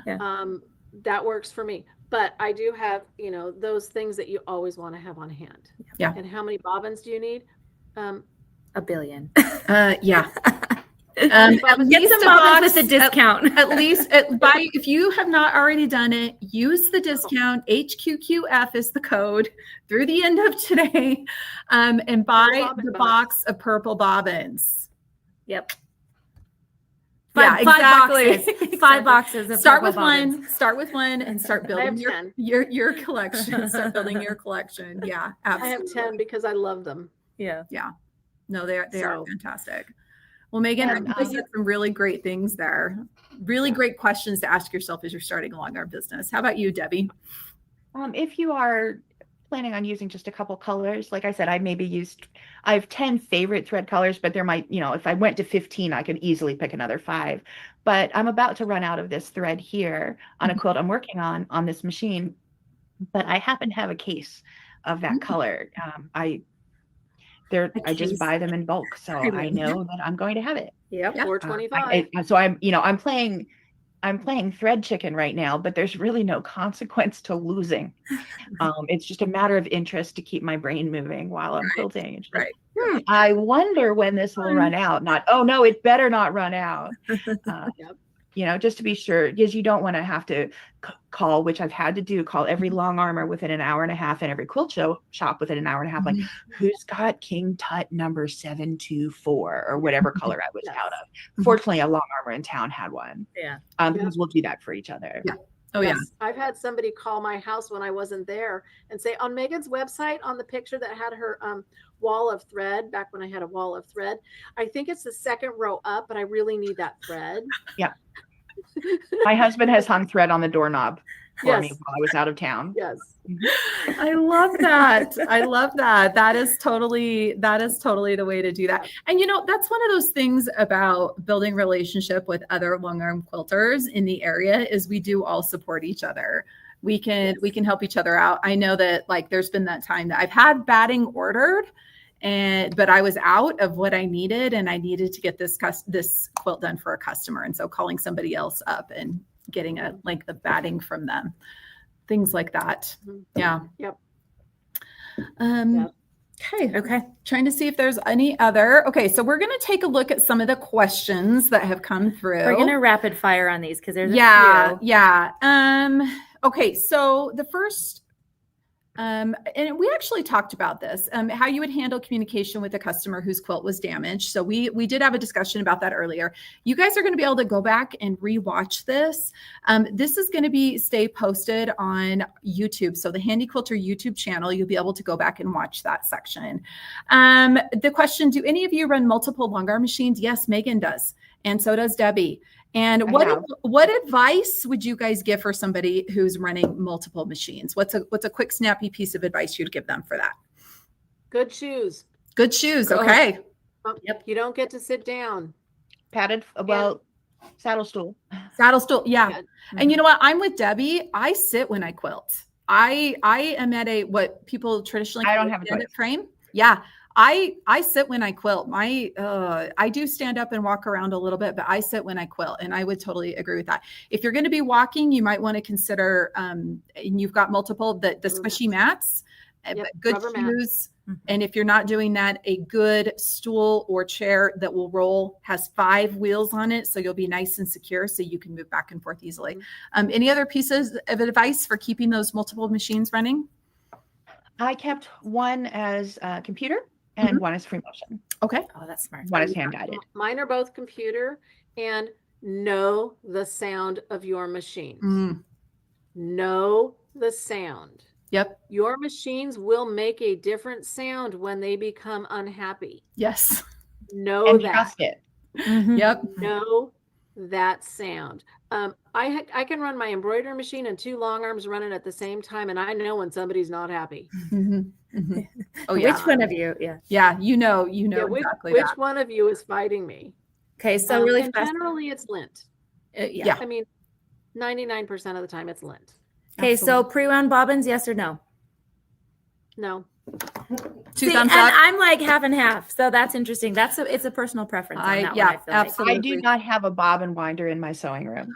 You know what? I'm there with you. I actually used my bobbin winder for the first time in I don't know how long. And the funny thing was I had the cord was in some random box. It took me 3 days to find the cord. I have 2 of them stored in the basement. Because it had been from when I had here. moved my sewing room from the basement to upstairs. It got stuck in a box, and yeah. You don't wind your bobbins. I do not wind bobbins. I used to wind all of my bobbins, and then I hit a certain point where quilting time and life expectancy and all of that. And I'm like, I don't have time to wind bobbins. Yeah. So both were fine. I changed my mind. I'm going to spend my time doing something else. I love that. I love that.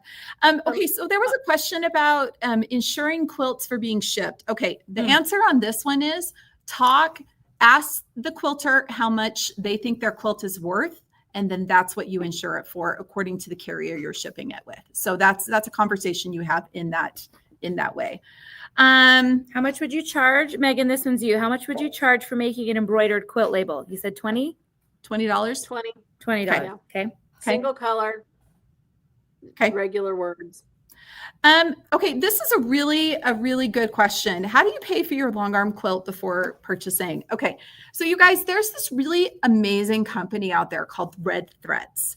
And they do financing for people who want to have some kind of a business with essentially sewing machines in their homes.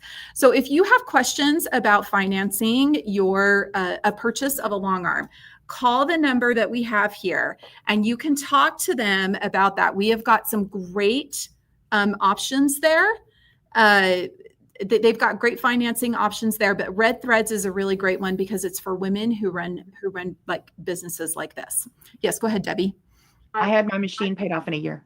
Yeah, I financed my machine and paid it off. I financed my first machine too. I did not pay it off in a year because the interest rate was fairly low. It was a personal loan because Red Thread didn't exist. It was $295.30 for over 5 years. I did pay it off in 3, but mostly because I was making a profit. Yeah. Good for you. Good for you. I know for me, I paid off the extra cost of the Pro Stitcher.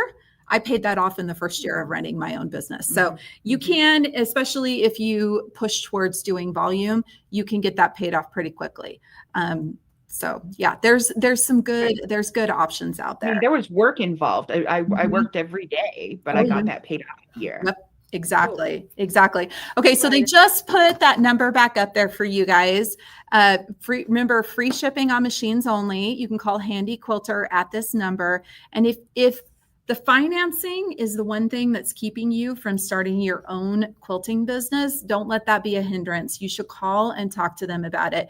We've got some really great options on financing, especially if you are going to start your own business with it. There's special programs through Red Threads.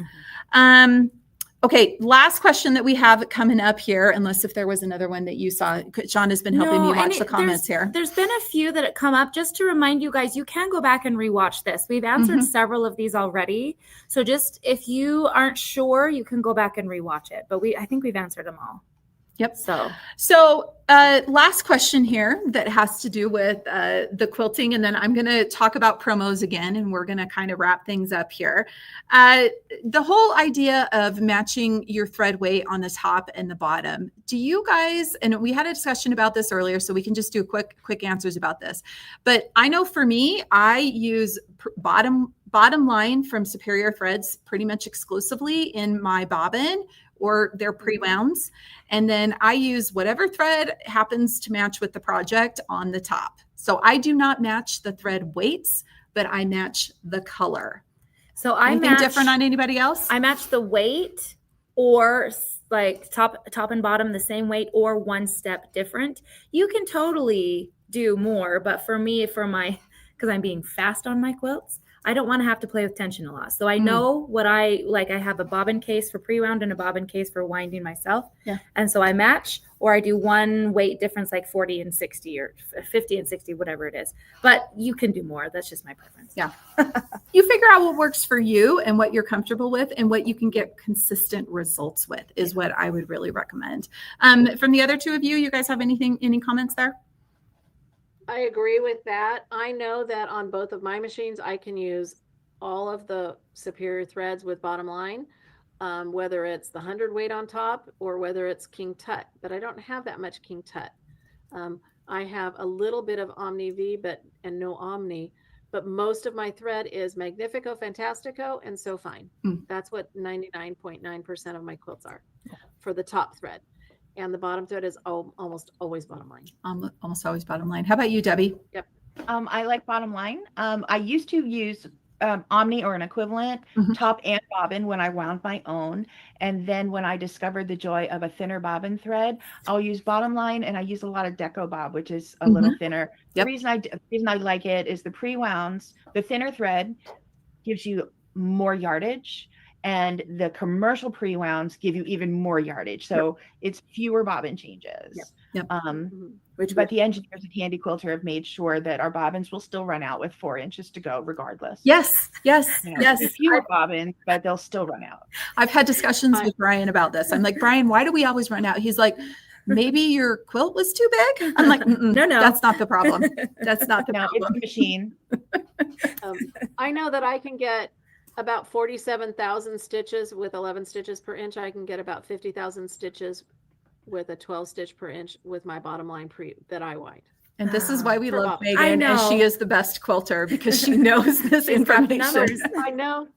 And I know ahead of time how many stitches, because I can check on my simulator how many stitches are going to be on that quilt. So I know ahead of time how many bobbins to fill, etc. Wait, give me those numbers one more time. I know. Tell me again. Megan, you need to make a chart and share this with the world. You do. So basically, zero out your stitch count and stitch a bobbin. Oh, and look at it. Make me do I know. I was ready. I was going to write it down. I'll go do it. I can do about 47,000 stitches at 11 stitches per inch. Okay. And about 50,000 stitches at 12. Okay. I wrote it down. Good. Thanks, yes. If I know that at the end of 3 rows that there are, I can do 15,000 stitches per row, I'm going to swap it at the end of 3 rows because that's just kind of stupid to get a thread you know. In the middle. Yeah. Yep. Yeah, Mhm. I do that. I Middle do of that the too. row. I will figure out and at the end of the row, and then I take those little bobbins that are left over, and that's the thread that I put in my little kit for like hand stitching, things like that, because it's just something small to Oh no, keep track of. I wind those onto my fast straight stitch machine. I just rewind those bobbins because I use zippers and I machine stitch my backs to zippers. There you go. Yeah. There you go. So So I hope that one use those thing windows. that everybody learned from today is we've got 4 people here that run Longarm businesses, and you see 5 different ways. yeah, that we 5 do ways. it 5 or 7 or 12 different ways. And that we have all evolved over the years too. Some of us have been doing it for longer than others. And I think we've all seen maybe an evolution in our business of maybe we started doing it one way and it's evolved into something else, depending on what else is going on in our lives. There's not a right way or a wrong way to run a Longarm business. We just want to be sure and stress that. We've given you guys lots of tips and ideas on what does work or doesn't work with us, but remember, be sure to reach out to professionals in your area for, you know, that sound advice on how to do stuff, especially when it comes to the businessy things. And we talked about that a little bit. We just want to stress that. Be sure to reach out to those professionals. Just to kind of tie things up here at the end, we've got our number down there still. If you guys are interested at all in purchasing a Longarm, remember our prices are going up on July 1st. This is something we've been trying not to do, but we've got to do it. So we're letting everybody know. Call now for the very best price. If you call today, and we can get you free shipping. We've got some really, really great prices on Pro Stitchers, whether you're just adding a Pro Stitcher to your current system or you want to add a Pro Stitcher to the new machine that you are purchasing today. We've got some really great prices on that, and that free shipping is included in there. And then we've also got that for the rest of today, the 15% off on accessories and gadgets online. It's HQQF. So Handi Quilter Quilt Fest is what that stands for, HQQF. Go to handiquilter.com and you can take advantage of that 15% off. Thank you so much for joining us today. It's been so much fun to watch the comments and see what you guys are asking and what you're saying. Those of you that are Longarm business owners, thank you so much for putting in your experiences in there too. It's been so great. Once again, just a reminder, this is going to live on YouTube. And so you'll be able to rewatch it and go back as you're making decisions about starting your own Longarm business. We wish you all the best and have fun quilting. We'll see you guys real soon.